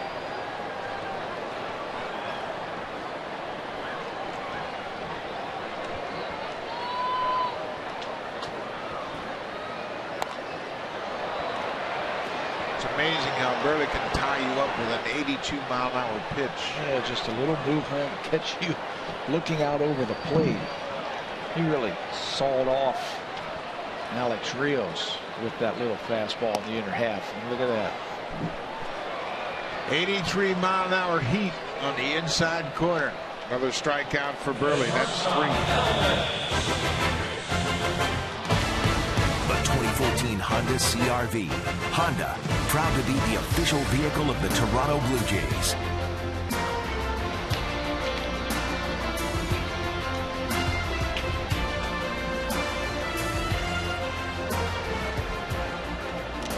Cutting up the beef brisket down here at the old ballpark. Lots of good items on the menu. Saw that 5-pound hot dog they sell. $26 hot dog. We'll take 2. Yeah.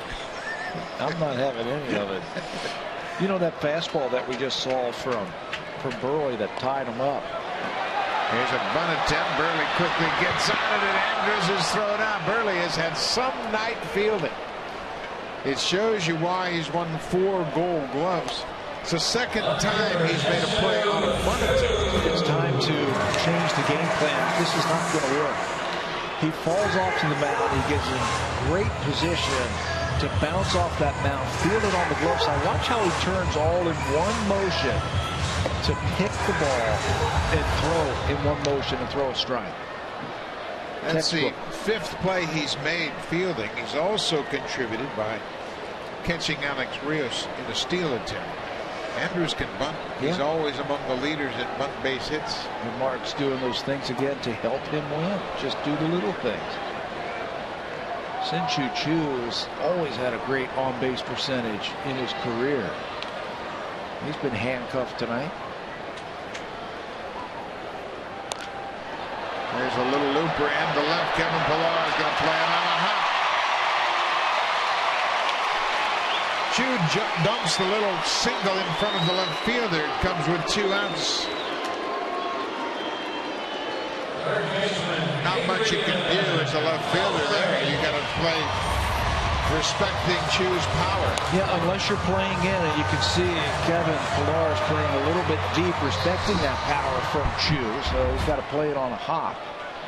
2-out single. Just the 5th hit tonight by the Rangers. Adrian Beltre has grounded out twice. Beltre has seen everything Burley has to offer. In his last at bat, he took strike 1 on a very slow curveball.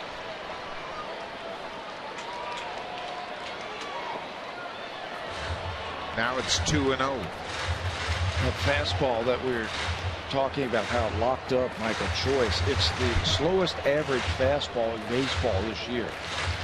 Slower than Jared Weaver and Bronson Arroyo, Chris Young, but it's effective because his other pitches work with it. There's a high fly ball to left. Pillar coming in. The inning is over. Mark Burley leaves another base runner. We'll go to the 7th. Another pitcher's duel in a hitter ballpark.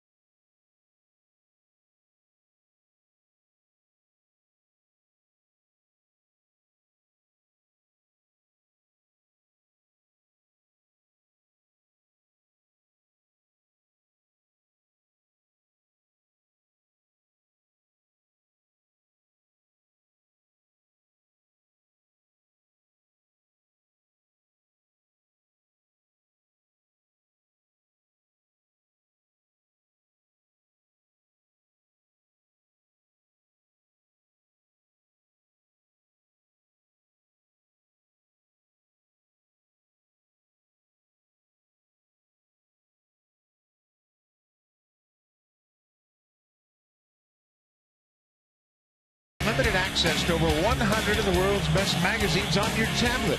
Baseball fans, sign up at nextissue.ca/baseball and get an extended 60-day free trial.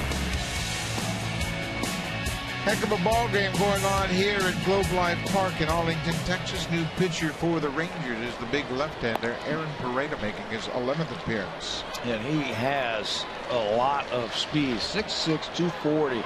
And he can throw it up to 98 miles an hour. Former first-round draft pick of the Chicago White Sox. Another pitcher coming off of Tommy John surgery. He had Tommy John surgery in 2012. Anthony Gose, he certainly has to think about bunting in this situation against a tough lefty. Bunting or working his way on somehow. If it's a walk, that's okay too. See a lot of pitches.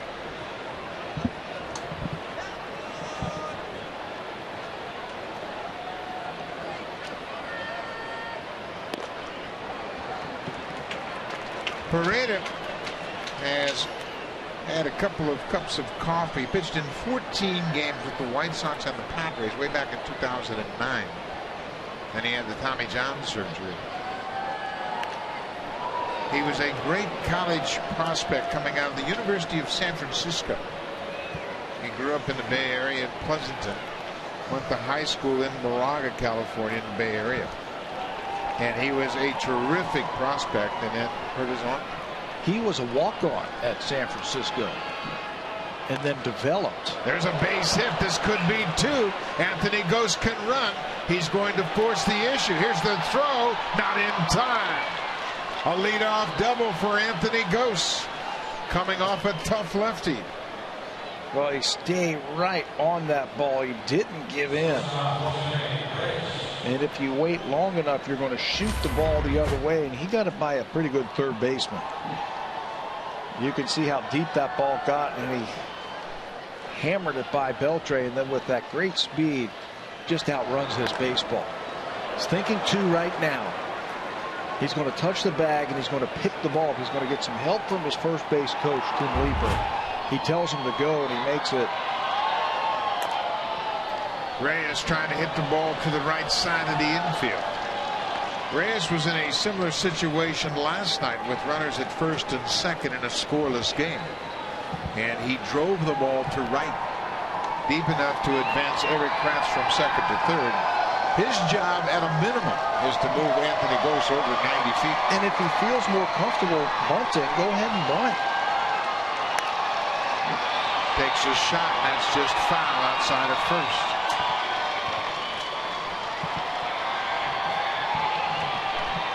Seventh inning, a 1-1 game. John Gibbons getting another terrific start from Mark Burley.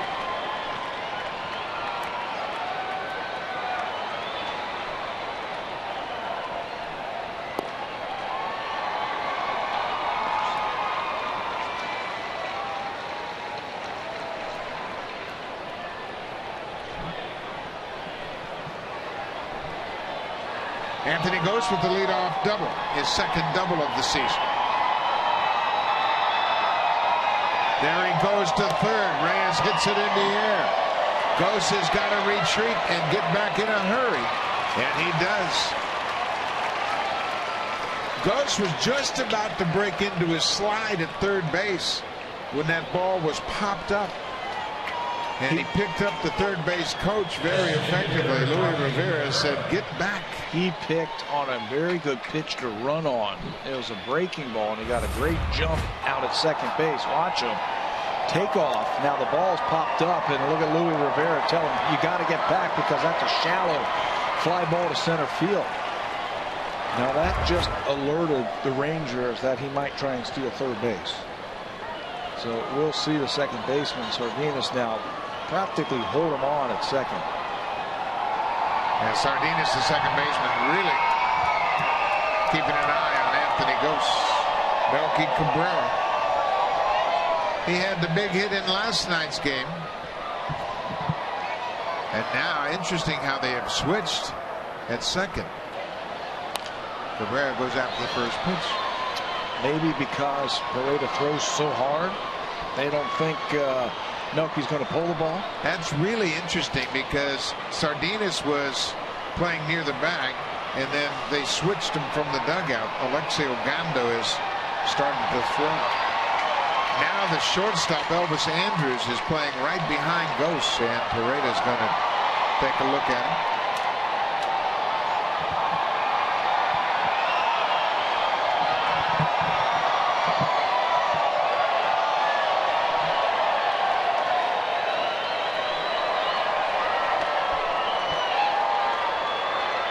There goes Ghost. Melky takes it all away, and he's safe.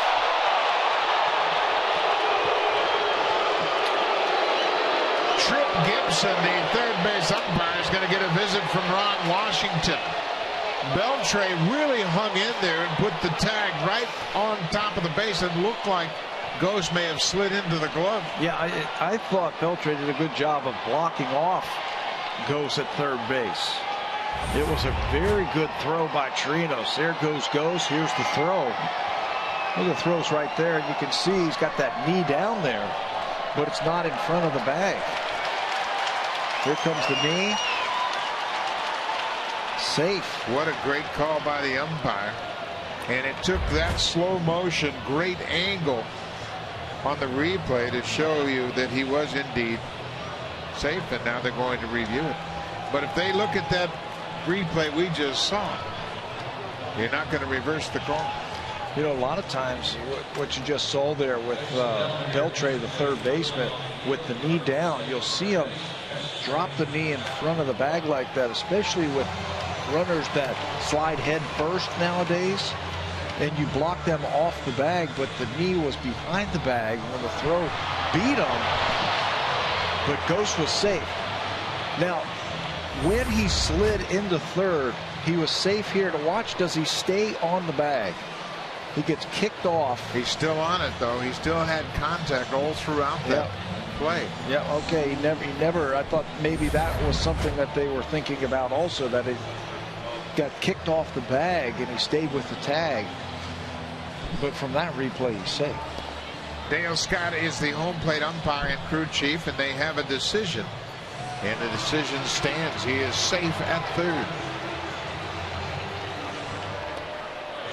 So the infield will come in now, making a good hitter, Melky Cabrera, an even better one. One more time, you can see the throw is outstanding by Chirinos, but by the time he gets back down to make the tag, he's on the bag.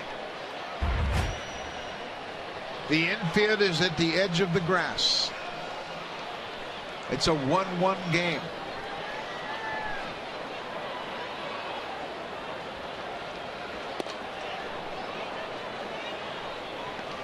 Melky Cabrera had the game-winning RBI in last night's game. In a 2-0 win for the Jays, he drove in both runs.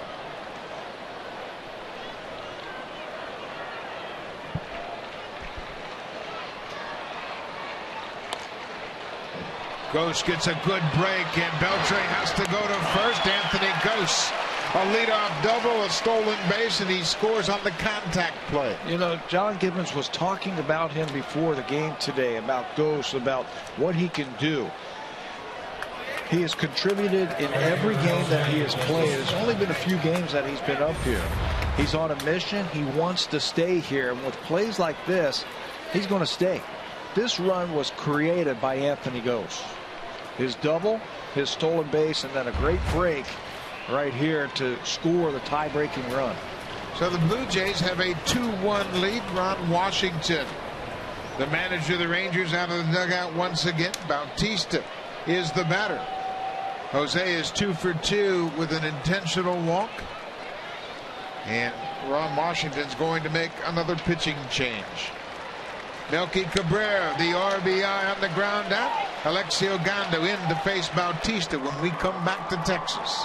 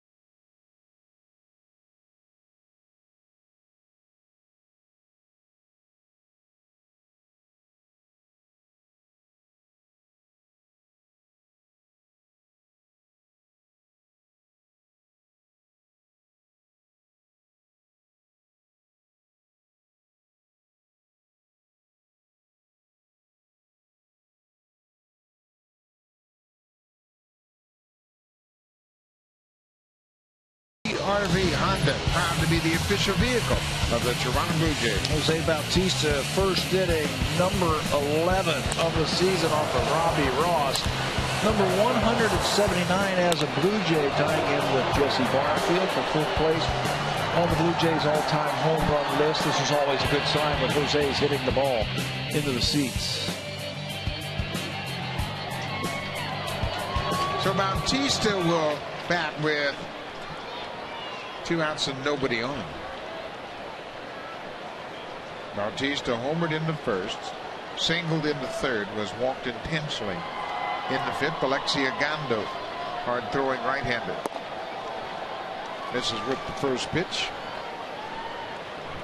Fastball, slider, that's what you're going to get from Ogando. He's going to come right after you. He has bounced back and forth from the bullpen to the starting rotation for Texas over the last couple of years.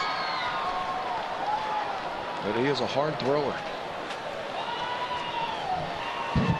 Bautista has 9 at-bats against Ogando. He's got a .333 average with 3 hits.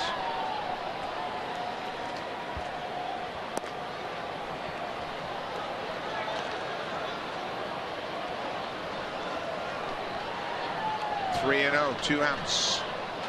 Edwin Encarnacion will be next. Bautista walks. He's been on base 4 times tonight. Anthony Ghost with the leadoff double to start the inning. Then he stole third base on a bang play at third and scores on a ground out to the third baseman. Terrific speed, and that manufactured the go-ahead run. Plus, he has played great defense here.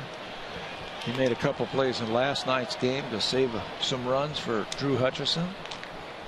Making some things happen here. Edwin Encarnacion goes after the first pitch.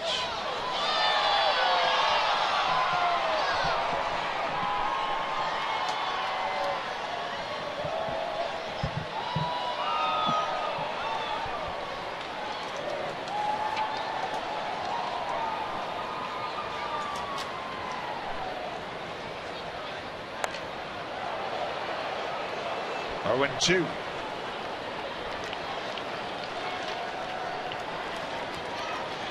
Edwin became a very good two-strike hitter over the last couple of years. They're just slowing things down. Teams tried throwing breaking balls by him, but he was on those with 2 strikes.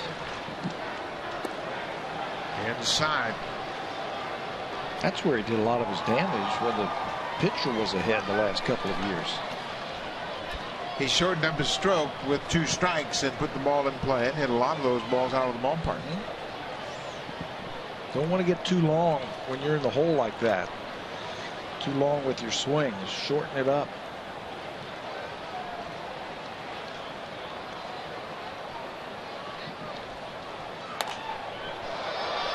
Encarnacion loses the grip on the bat. Moreland will watch this sail into the seats behind the Ranger dugout.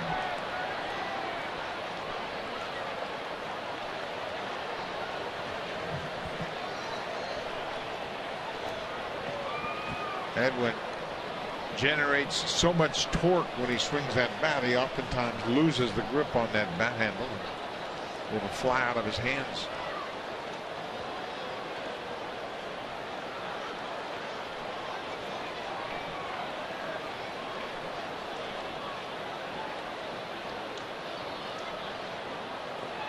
In the dirt, Bautista got a good read. He moves into scoring position. Well, he read that perfectly. He saw the ball was going to bounce in the dirt, and he broke immediately and moves up. He'll take his chances on the bases. Bautista, and he's rewarded here. Watch him at first base. Sees the ball in the dirt, takes off, and it's such a tough play for a catcher. Do you think that was a delay steal? I thought at first it might be. It kind of looked at the way he bounced off the base. He took 2 crow hops off first base, and then the ball hit the dirt, and he moved into second. Whenever he's in scoring position. Downstairs. Full count to Edwin Encarnacion.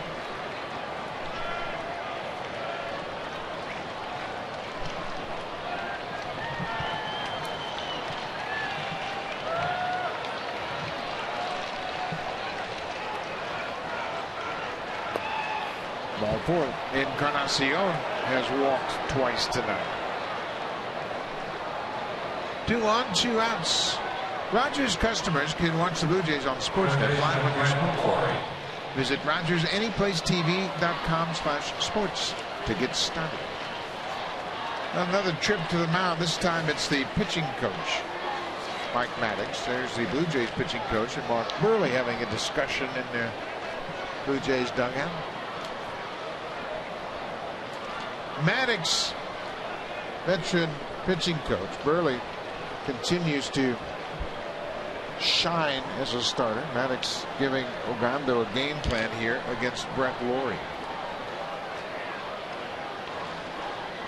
That's what he will do, Mike Maddox. He's not real big on the pitching mechanics and things like that, but he's prepared to give you a game plan to try and get you out.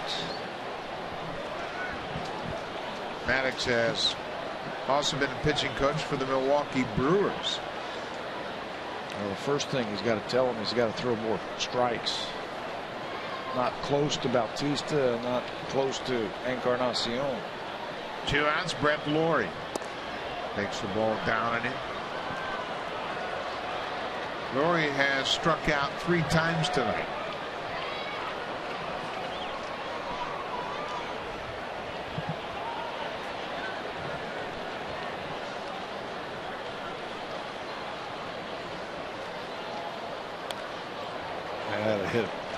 He had a pitch to hit right there. Blue Jays have left 7 runners on base tonight. They need to come up with that one big hit right here. Like a little gapper. Score multiple runs.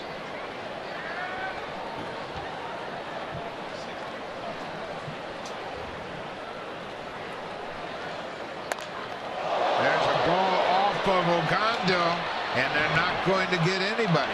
Ogando looked like he got his glove up in time. Maddox, Washington, and the trainer are going to come out to the mound. Now Ogando is looking at his pitching hand. He may have taken the ball off that pitching hand. But that was a hot shot right back to the mound. And if he doesn't get his glove or his hand on that, that's in the center field for a run.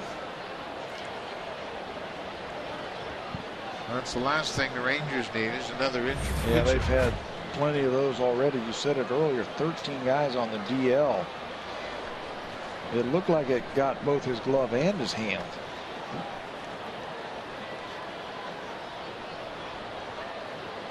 I think it got all meat hand.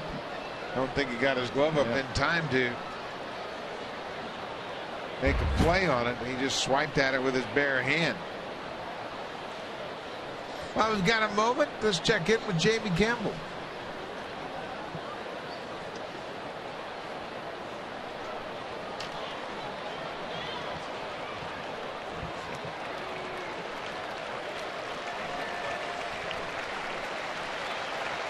The Angels starting to swing the bat. They knocked Cesar Ramos out of that ball game after 1 1/3.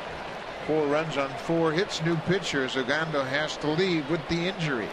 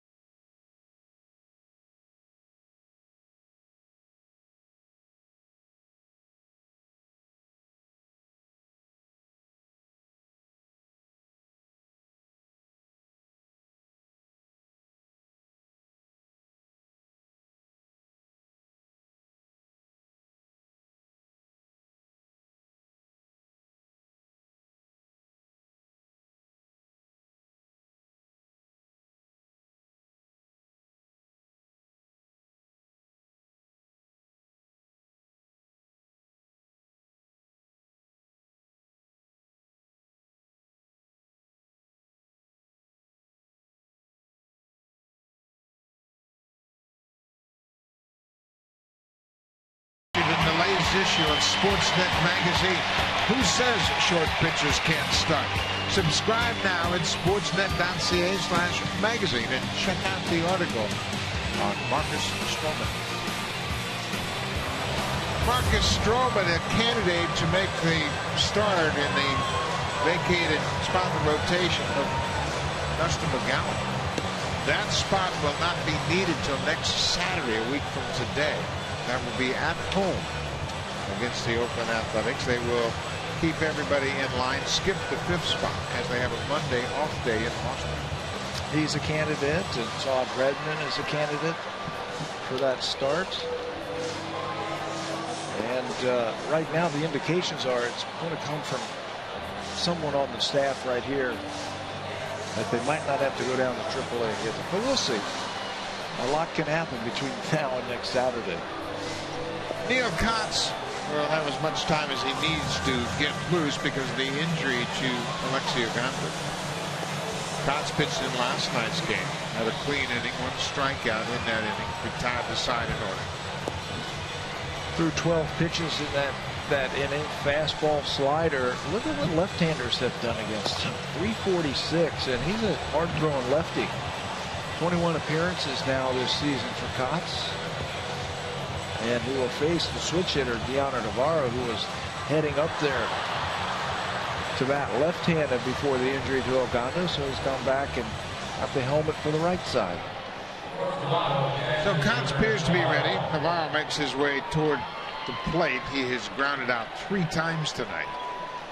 But he has done his job. He has once again handled Mark Burley flawlessly. The bases are loaded. Bautista's at third, and Encarnacion is at second, and Laurie's at first. Brett Laurie picking up his first hit of the series. Blue Jays have already stranded 7. It's a dangerous number when you're in a one-run game.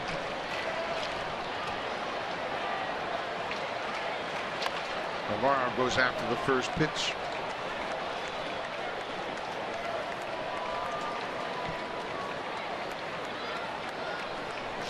The average isn't so good at 235, but Navarro has a couple of grand slams. Right now, I think John Gibbons would be thrilled with a single. Yeah, how about a blooper into the outfield? Something that scores multiple runs. There's a fly ball into left. Chu is there, and the Blue Jays have stranded the bases loaded. They have left 10 men on. It's a 2-1 game. Mark Burley will come back bottom of the 7th, trying to protect that lead.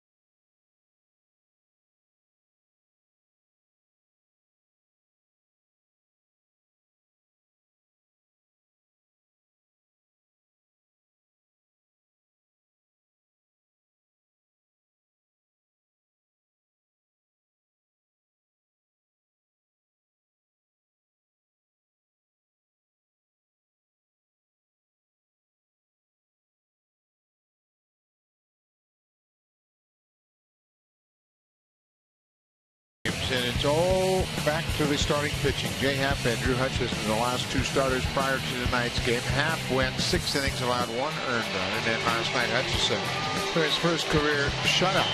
And Burley is doing the same, but it's all about pitching. Give your hitters enough time to score you some runs. And it makes it a lot easier on the bullpen. Jay Happ had that good 2-seam fastball working. He was working down in the strike zone. He had 4 strikeouts, just 2 walks in those 6 innings. And then Drew Hutchison last night was 1 walk in 9 innings, shutout. And you can see what Burley's doing now. 6 innings, 5 hits, an earned run, a walk, and 3 strikeouts for Burley. Certainly makes John Gibbons' job a lot easier when you got your starter going out there going deep into a ball game. Last night the bullpen barely stirred, and that's a good thing. They need to have a few shorter outings out of that bullpen. Drew Hutchison, his first career shutout. Alex Rios. Rios, of course, has power.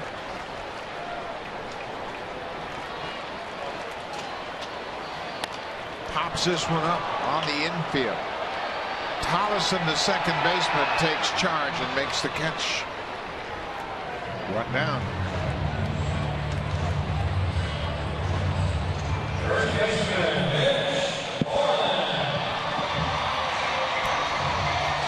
Mark Buehrle has helped his own cause tonight with his glove. He made a good play on Michael Choice to start the game. A little tapper over near the third base foul line. He's made 2 good plays on bunts by the Ranger hitters, and Mitch Moreland, the batter in the box now, is one of those guys. He tried to bunt to start the 5th, and Buehrle made a good play on it.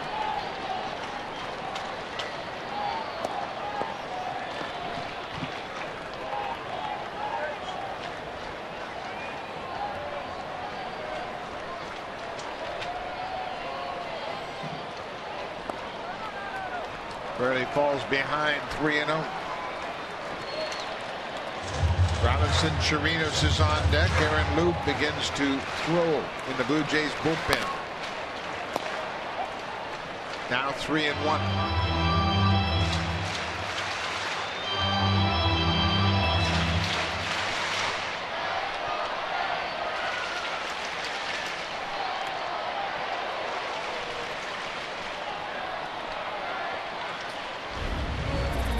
The Pitch Tracker is brought to you by Acer, official partner of the Toronto Blue Jays. Mitch Moreland is a .353 hitter in the 7th inning and later. Oh, what a pitch. He started that breaking ball off the plate inside, and it caught the inner half, and Moreland is down on strikes. And he just sat there, and all he could do was watch it go by. Cuts it. That is right down the middle, and he knows it. Just can't pull the trigger off of Mark Buehrle. He threw a bunch of soft pitches to get back into the count, and then threw that cutter. Frozen.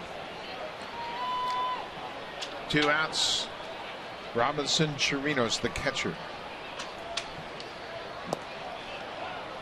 There's that get me over curveball again. And you're just not going to swing at it. It's a big looping curveball. It throws off your timing, and it's a strike. Well, we talked about this when he was up the last time, or excuse me, the first time. Robinson Chirinos, he swings hard. He goes up there. He's very aggressive. And the way to take the sting out of the bat is you go softer. So Buehrle has fed him curveballs and changeups.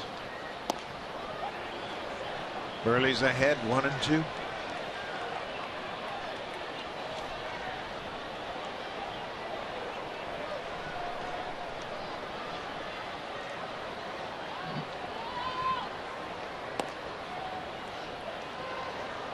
Again, Navarro was in between giving signs, and then he just nodded to Buehrle. Go ahead and throw it. Whatever you want. I'll catch it. Curveball ripped past Laurie into left field. Chirinos got that curveball that was up a bit in the zone, and he stayed back and ripped it past Laurie.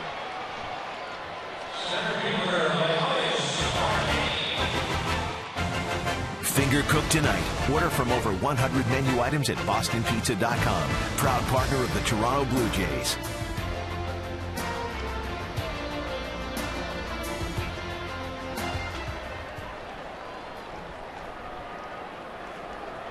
Leonis Martin has been on base twice. He walked and scored. Goes after the first pitch. This is trouble. It's in front of the left fielder. Chirinos, the catcher, stops at second. So Martin's been on base all 3 times tonight against Buehrle.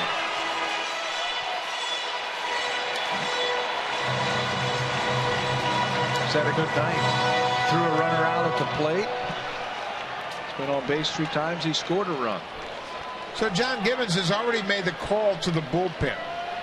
He has asked for the left-hander Aaron Loup. Buehrle has thrown 102 pitches, and that last one was just a little lob shot into left. He turns the ball over to John Gibbons, who handed off to Aaron Luke, who will face Luis Sardinas with 2 on and 2 out. When we come back, Blue Jays lead it.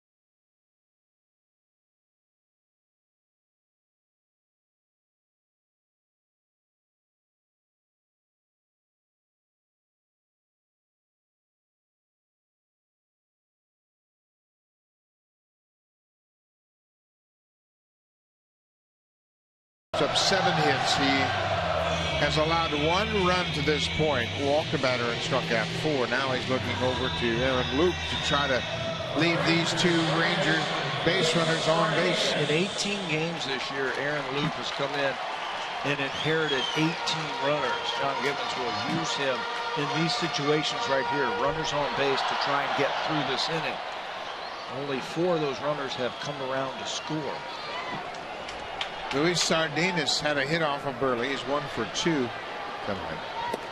Luke misses with that first pitch. Luke was so good at throwing strikes that John Gibbons feels comfortable bringing him into these situations. It's a 2-1 Blue Jays lead.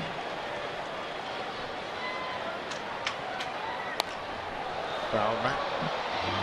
He can throw strikes with 3 different pitches. Fastball either side of the plate. Breaking ball that's better this year. He's not trying to guide it in there. He's just throwing it. He says, I'm going to just flip it in there and make him hit it. And a good changeup. That has been real good against the right-handers this year.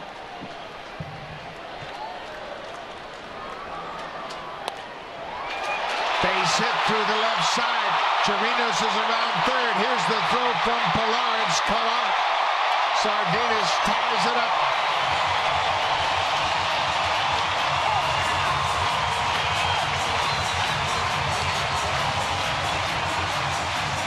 Well, this rally started very quietly. First 2 batters go out very quickly here in the 7th inning, and then this bottom of the lineup has been tough against the Blue Jays tonight. Single Chirinos, single Martina, and it's not hit hard, but it's hit in the right place. Just past Reyes, and that'll tie it up. Sardinas with his 2nd hit of the night.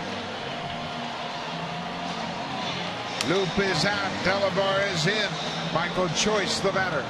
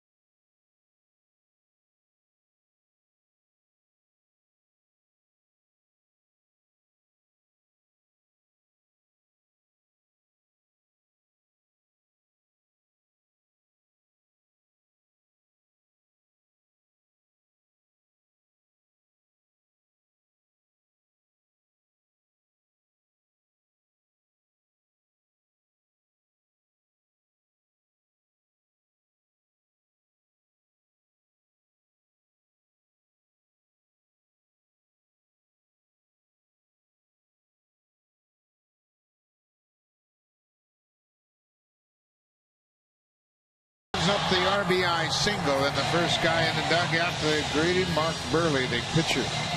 And the run is charged to Burley. Luke obviously disappointed. He gave up that base hit. He's out of the game.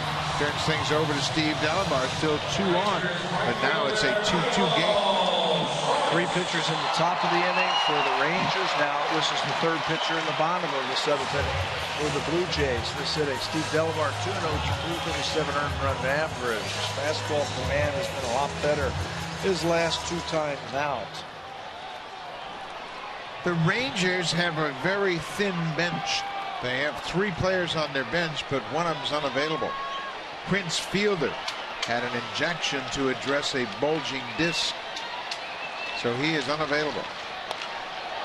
Michael Choice goes after the first pitch and pops it up into shallow left. Reyes goes back and the inning is over. But the Rangers have tied it. Both clubs scoring a single run in the 7th. We'll go to the 8th. It's a 2-2 ball game.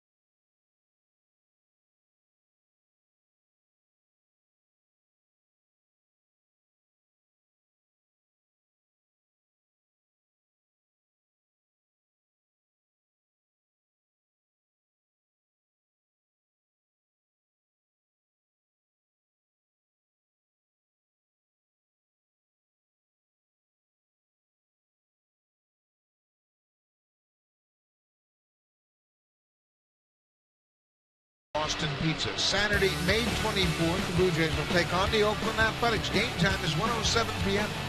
There are special kids prize tickets in the 200 and 500 level outfield seats.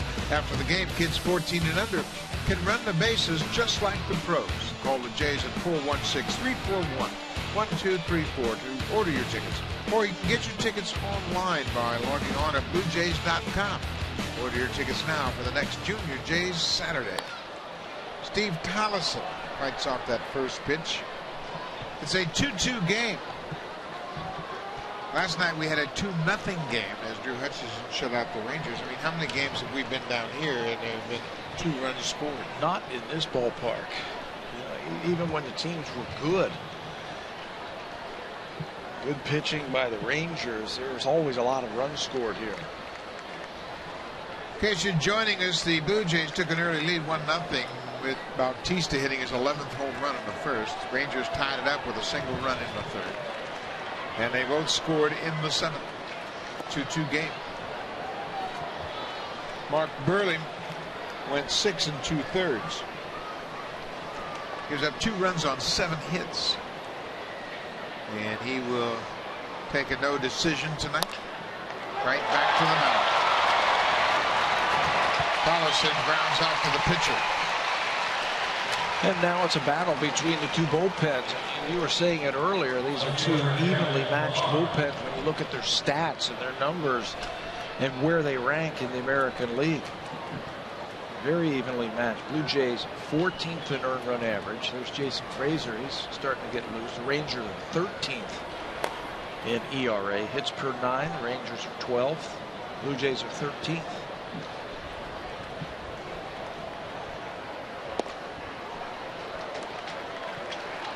The Rangers are playing with a 3-man bench with their pitching concerns. They carry 8 relievers. There's a base hit down the right field line. Kevin Pillar is thinking about 2. He's headed for second. And the ball is thrown back to the infield as Pillar gets an opposite field double. His second hit of the night. Blue Jays have got him on. They just have trouble getting him in. Pillar takes that ball away from him. Classic inside-out swing on a pitch away from him and slices it into the corner in right field. Choice digs it out and holds it to a double. So Pillar has a couple of hits tonight. Anthony Gose doubled and scored in his last at bat in the 7th. That came against the big left-hander Aaron Perrin.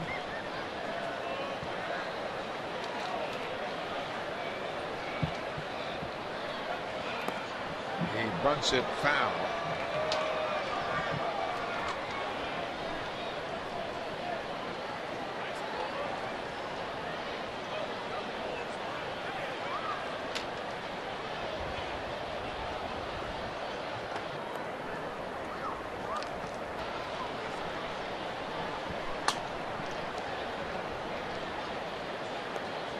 Dale Scott giving the catcher a little extra time. Watch the catcher. That ball was bunted right off his toe. Right off his foot. And he was limping around. That's why Dale Scott went out there to give him a little time to walk that one off. Not a bad idea right there by Anthony Gose. The bunt by him last night turned out to be a big play.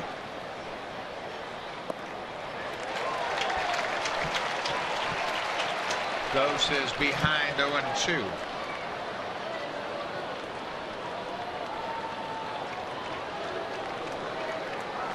Anthony scored what was the go-ahead run top after the 7th, but then the Rangers came right back and they tied it up in their half of the 7th.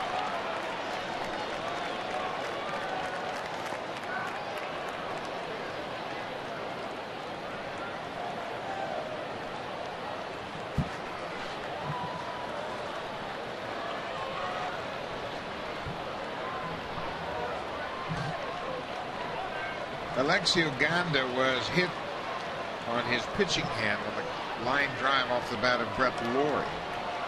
Kotz came in to take over after Oganda left with the injury.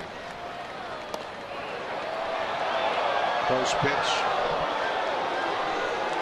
Dale Scott, the home plate umpire, had a good look at that one. He was down right with the catcher. Called it just off the plate. You can see it on pitch tracker just outside the strike zone. Same thing, same spot. Anthony Gose walked back in the 2nd inning. That was his 5th walk in 6 games this season. Last year he had 5 walks in 52 games.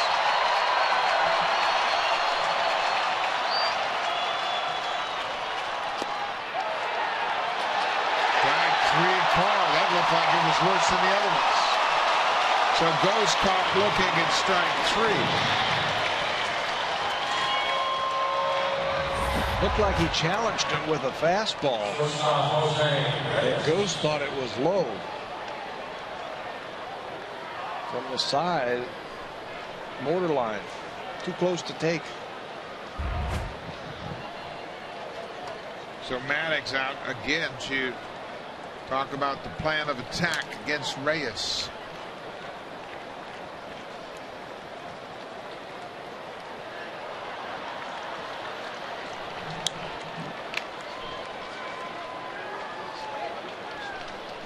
Jose has hit a couple of balls hard in these first 2 games here. Doesn't have anything to show for it. The Blue Jays have left 10 men on base. The Rangers 5.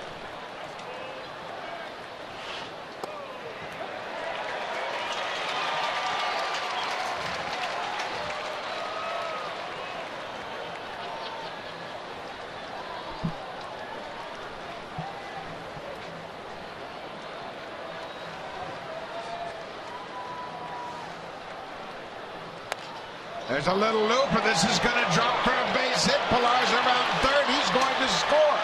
Reyes is headed for second. He's in there with a head first slide.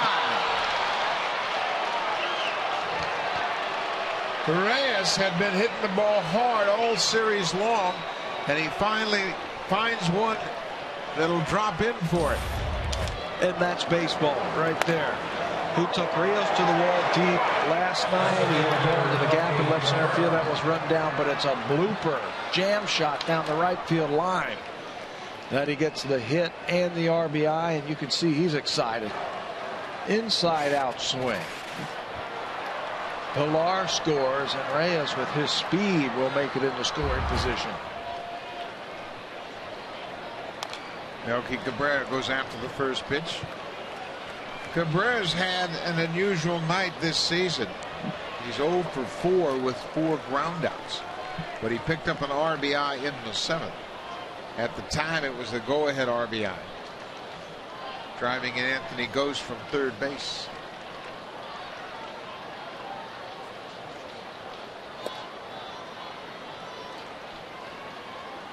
Reyes is an exciting player, isn't he? Yep. I mean, he can do so many things for you. Defensively, great range, great arm, everything like that. But offensively, for a shortstop, he can steal your bases. He's got as much pop as anybody when he's hitting it. Last night, I thought he had a 3-run home run. It ended up being a ball that was caught at the wall, and then Cabrera doubled into 2 runs. But he's an exciting player and an excitable player on top of it.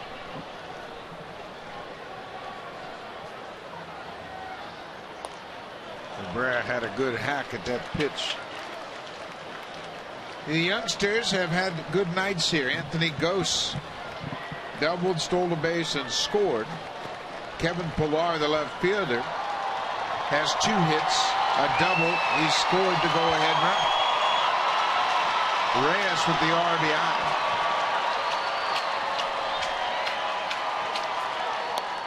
This is popped up on the infield. Second baseman Sardinus is there. The inning is over. But the Blue Jays have taken a 3-2 lead. We go to the bottom of the 8th. Now it's time for Blue Jays Central Update. Here's Jamie Campbell and Greg Zahn.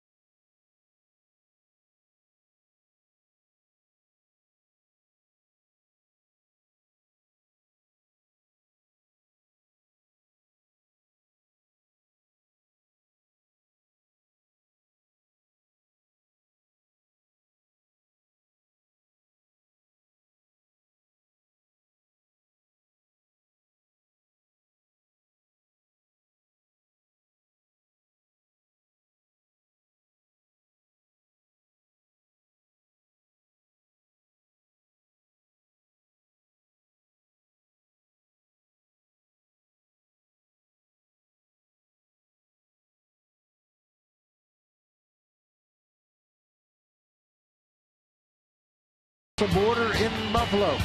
The Buffalo Bison's opponents in May will include the Lehigh Valley Iron Pigs May 17th through the 20th. Syracuse Chiefs May 30th into June 2nd to be exact.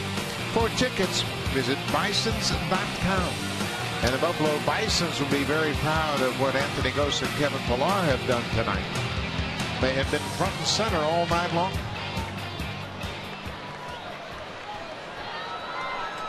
Steve Delabarne came into the game and got Michael Choice to pop out to end the 7th inning. There was a first pitch strike to Elvis Andrus. Andrus has gone 0 for 3.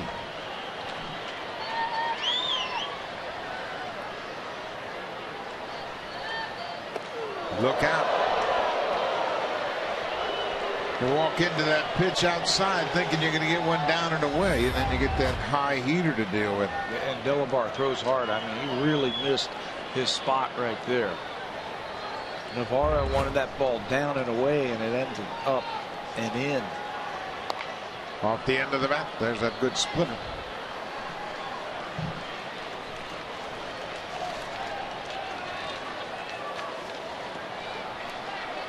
Brett Cecil, the left-hander, starting to crank it up. Remember, the Blue Jays bullpen got the night off last night, so it's all hands on deck.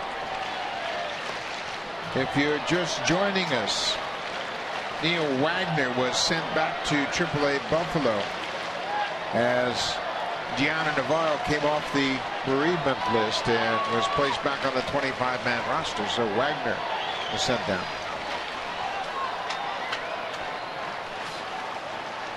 Back to 7 in the bullpen. This is popped up, and Encarnacion over near the wall, and it's out of play into the seats.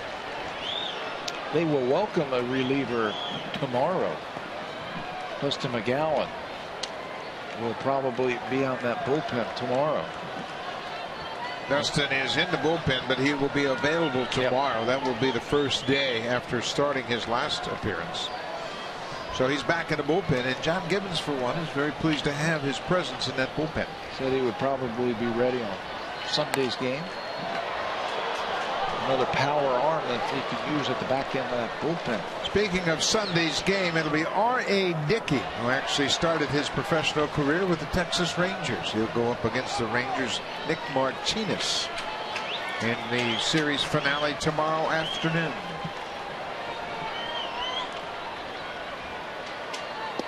Strike 3 call, and Andrews knew it. The fastball caught him looking. It has been a struggle offensively for this Rangers ball club. They're 5-13 in their last 18 games, hitting under 250, scoring under 4 runs a game, which is unimaginable for a Rangers team. And I think the injuries are just starting to catch up to them right now offensively. There's no Jerks and Profar on this team right now. They don't have the bash that you're so used to with this team. They would outslug you. Prince Fielder hasn't been right all year, and Ron Washington was saying today that he's missing the big bats in the middle of his lineup. Beltre and Fielder, they're the guys that you look to drive in runs, and they haven't gotten it going. Sin-Shu Chu batting third tonight in the absence of Prince Fielder. So Ron Washington has had to improvise. His bench coach to his right is Tim Bogar in his first year as the bench coach. And that started last year. The runs scored slipped last year. And they're 11th coming into this series in the American League. Good split right there from Delamar to get the strikeout. It's on top of that one, and Chu comes up empty. Well, this bullpen was thought to be a real strength of the ball club. So far, it's been inconsistent at best. And hopefully, with the improved depth from the starters, bullpen will sort itself out. Maybe it's the loss of Casey Jansen. You know, people were put in unfamiliar surroundings out in that bullpen when Jansen was gone for so long with that injury. And now with him back, it's a comforting feeling, I think, for the manager. Everybody slips into their spots in the bullpen. There's Casey. Casey has picked up 2 saves since his return. Beltre takes a strike. It's now 2-1.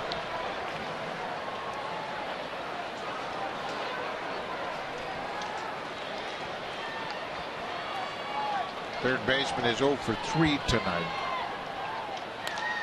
And a home run cut and fouls it back.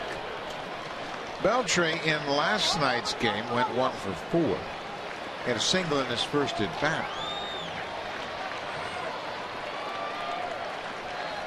Lind is on the bench. His bat is available. Colby Rasmus is on the DL. He is not.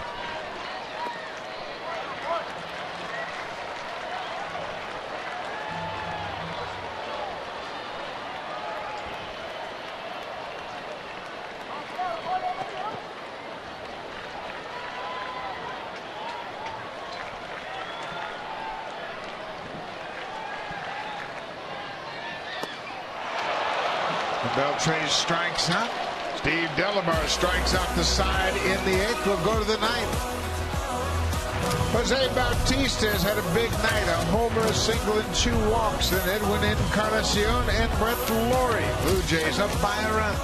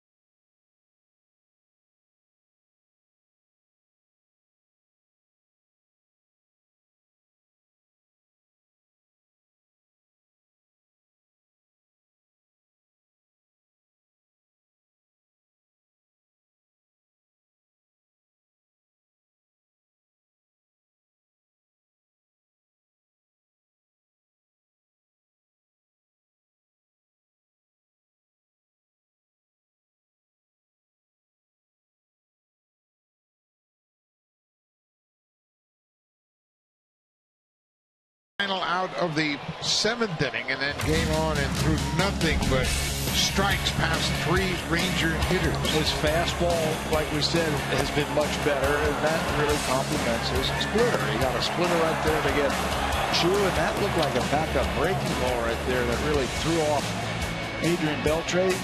Big hitters, and Delabar handled them easily. Good job by Steve Delabar. Former Blue Jay Jason Frazier makes his first appearance of the series. He will start the top of the 9th. We have seen Jason Frazier for years now in his 10th big league season. 16 games this year, very good earned run average. Jason is the Blue Jays all-time leader in appearances. He is now 36 years old, and he hits Bautista with the first pitch. Up and in, Bautista gets hit, appeared to be on the left hand somewhere. He'll go to first base.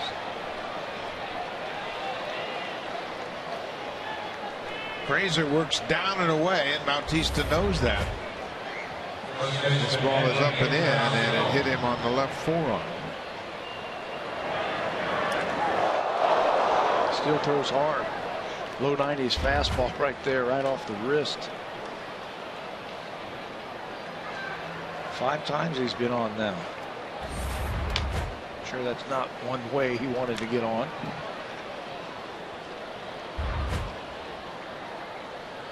So Frazier puts the first batter on base here in the 9th. Edwin Encarnacion officially 0 for 2 with a pair of walks. There goes that bat again. Look out.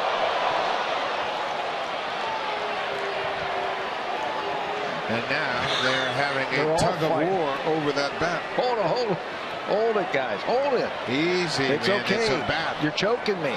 It's mine. Easy.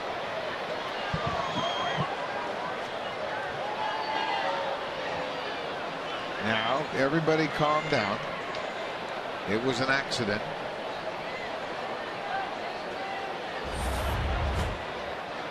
We've seen this from him when he swings and misses, he just comes up empty, and that bat just flies out of his hand. He's going to take his bat and go home.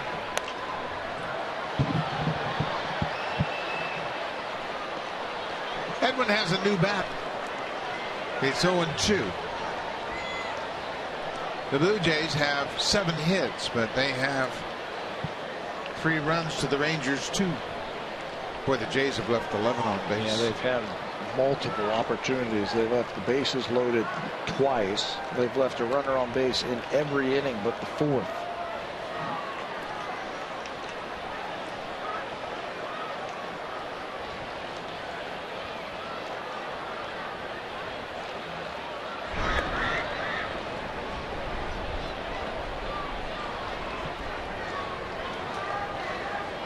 Frazier is the 6th pitcher to work for Texas tonight. Alexi Ogando was taken out after taking a ball off his pitching hand. X-rays were negative. He is dealing with a bruised hand. Beltre at third, second for 1, back to first, and Moreland dropped the ball. Mitch Moreland dropped the ball, and Encarnacion will be safe at first. Bautista's out on the force out. 5-4. A break for the Blue Jays. Double play Taylor made, and he just missed it right to the glove side. Now take advantage of it. Brett Lawrie, he's the one that knocked Ogando out of the game. He hit a line drive back to the mound and hit Ogando on his pitching hand. He reached up to protect himself and got hit, looked like in the palm of his hand. Laurie's 1 for 3.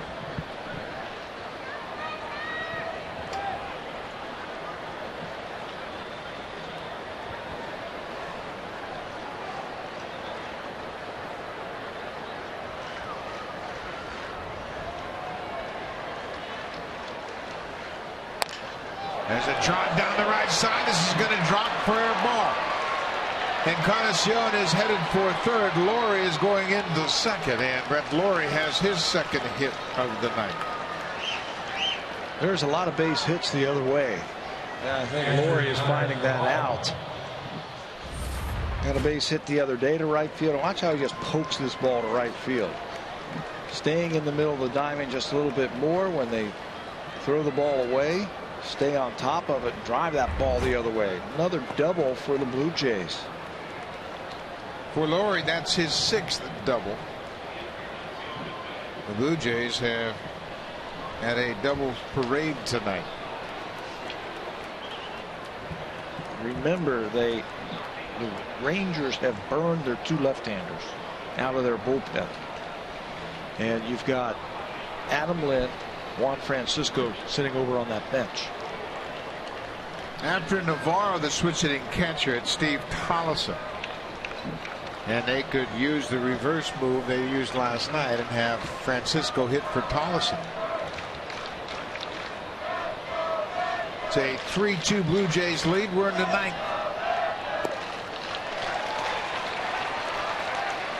This is where Kevin Seitzer has really kept track of how his hitters perform in these situations. Cashing in those runners from third base, less than 2 outs. He has a point system. He gives them points if they move runners along, if they're successful in bunting or hit and run, moving runners along.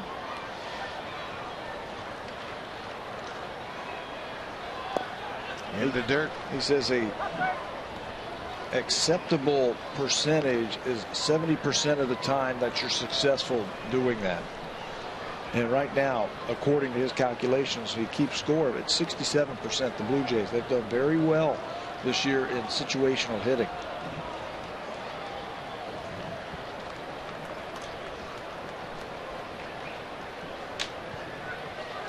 Ball on a strike to Navarro. We have been informed there's a scoring change. It's a fielder's choice to Edwin Encarnacion. The first baseman, Mitch Moreland, has been charged with an error for dropping that ball at first. Navarro chases that high fastball. So Moreland picks up his first error. This is just his 4th start at first base. Prince Fielder is the everyday first baseman that saw his consecutive games played streak come to an end.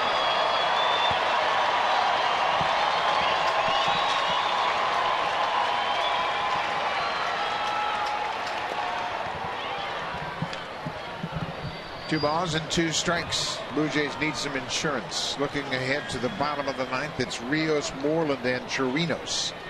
5, 6, and 7 hitters for the Rangers. Tough situation right here for Navarro. He's been gone for 3 days. I don't think he's been taking batting practice, so it's a big situation. So it would help if he just closes off the right side of the field right now and just tries to go back through the middle. Make some kind of contact here.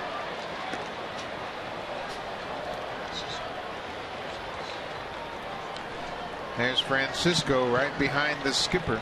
And I bet you he's got a bat and a helmet in his hands.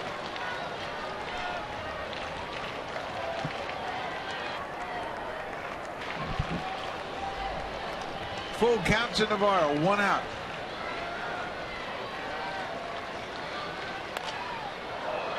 Fouled into the seats. Jason Frazier has Pat Bench long career with the Blue Jays. He was a guaranteed 94 down and away. Every time he came into the game, he could find that outside corner at 94. He's lost a couple miles an hour off his fastball. So he's pitching with smarts now. He's got that change up.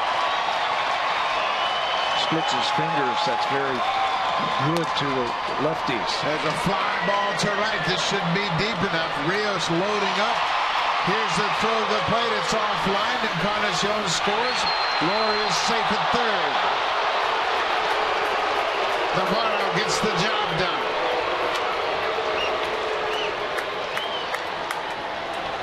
Just deep enough to score Encarnacion.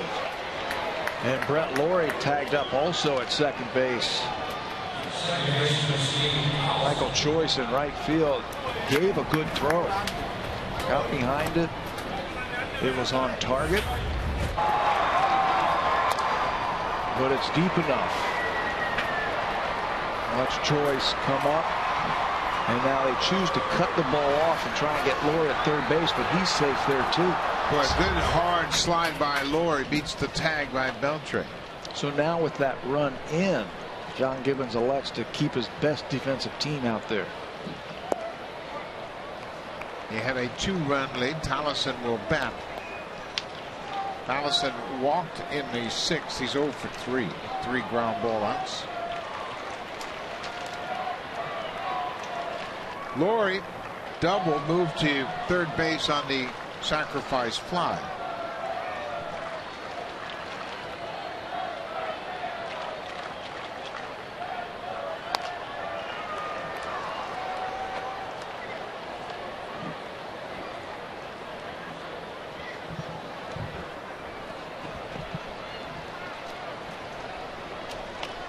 Edwin Encarnacion scoring the insurance run. He reached on the fielder's choice in the air by Mitch Moreland. He dropped the ball at first, or Encarnacion would have been out. Foul back to the screen. Good cut by Tolleson. There's Jose. He looks to be fine after getting hit on the forearm. Got to be tired. He's been on base 5 times tonight. 5 times. He's played a heck of a right field. Bet you DHs tomorrow. Just give a little bit of a blow. I like that the Blue Jays have taken advantage of that error. He got hit, and it looked like a sure double play by Encarnacion, but he dropped the ball, and he was able to come around to score a big run. Outside. The Rangers have now committed 32 errors. So you factor the shaky defense with the beat up pitching staff and a lack of offense. It's been a rough start for Texas. Casey Janssen standing by. He is ready.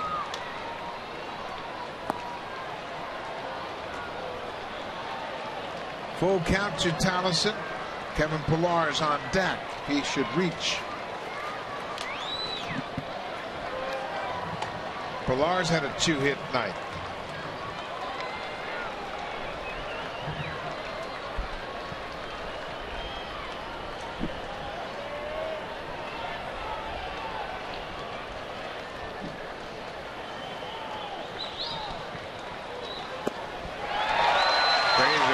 Strikes out Tallison, but the Blue Jays get an insurance run. Edwin Encarnacion scored down in the bar with the sacrifice fly. Casey Janssen coming on to wrap it up, looking for his 3rd save of the season.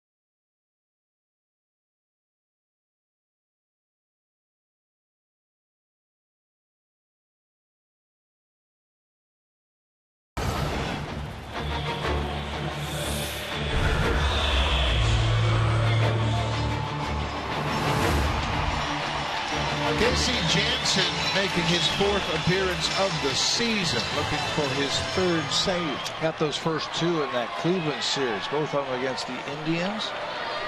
And that last series back at home, his command has been good again. Cutting that fastball, keep it down.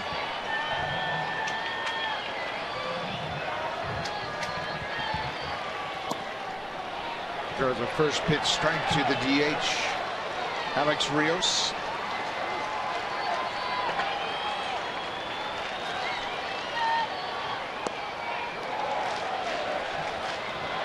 No swing, according to Dan Iasonia down at first base.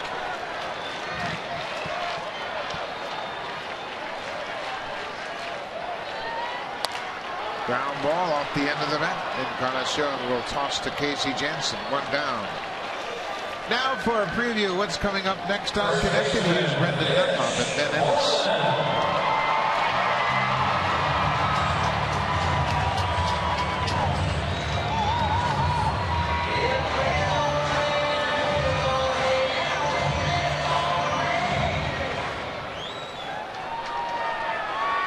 Blue Jay fans have been treated to a couple great games here in Texas. First 2 of this 3-game series. Hot shot, gloved by Encarnacion. 2 down. Mitch Moreland grounds out. That's a typical Janssen inning so far. He has converted 18 consecutive saves. And you got to be on your toes. Edwin smothers that one, kicks it. And there's Janssen right there to finish the out. Ruben Odor, the second baseman last night, will pinch hit for the catcher, Robinson Chirinos.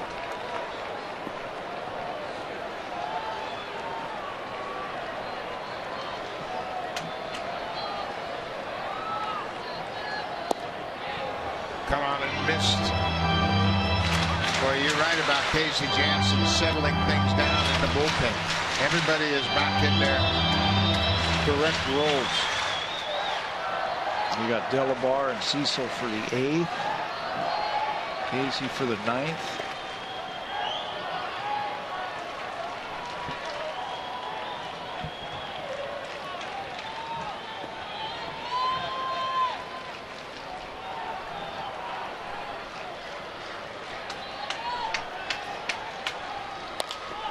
There's a fly ball into shallow right. Tollison going out.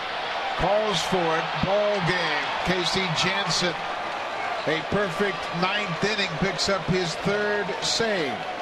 The Blue Jays score single runs in the 1st, 7th, 8th, and 9th to beat the Rangers 4-2. You know, and they did it with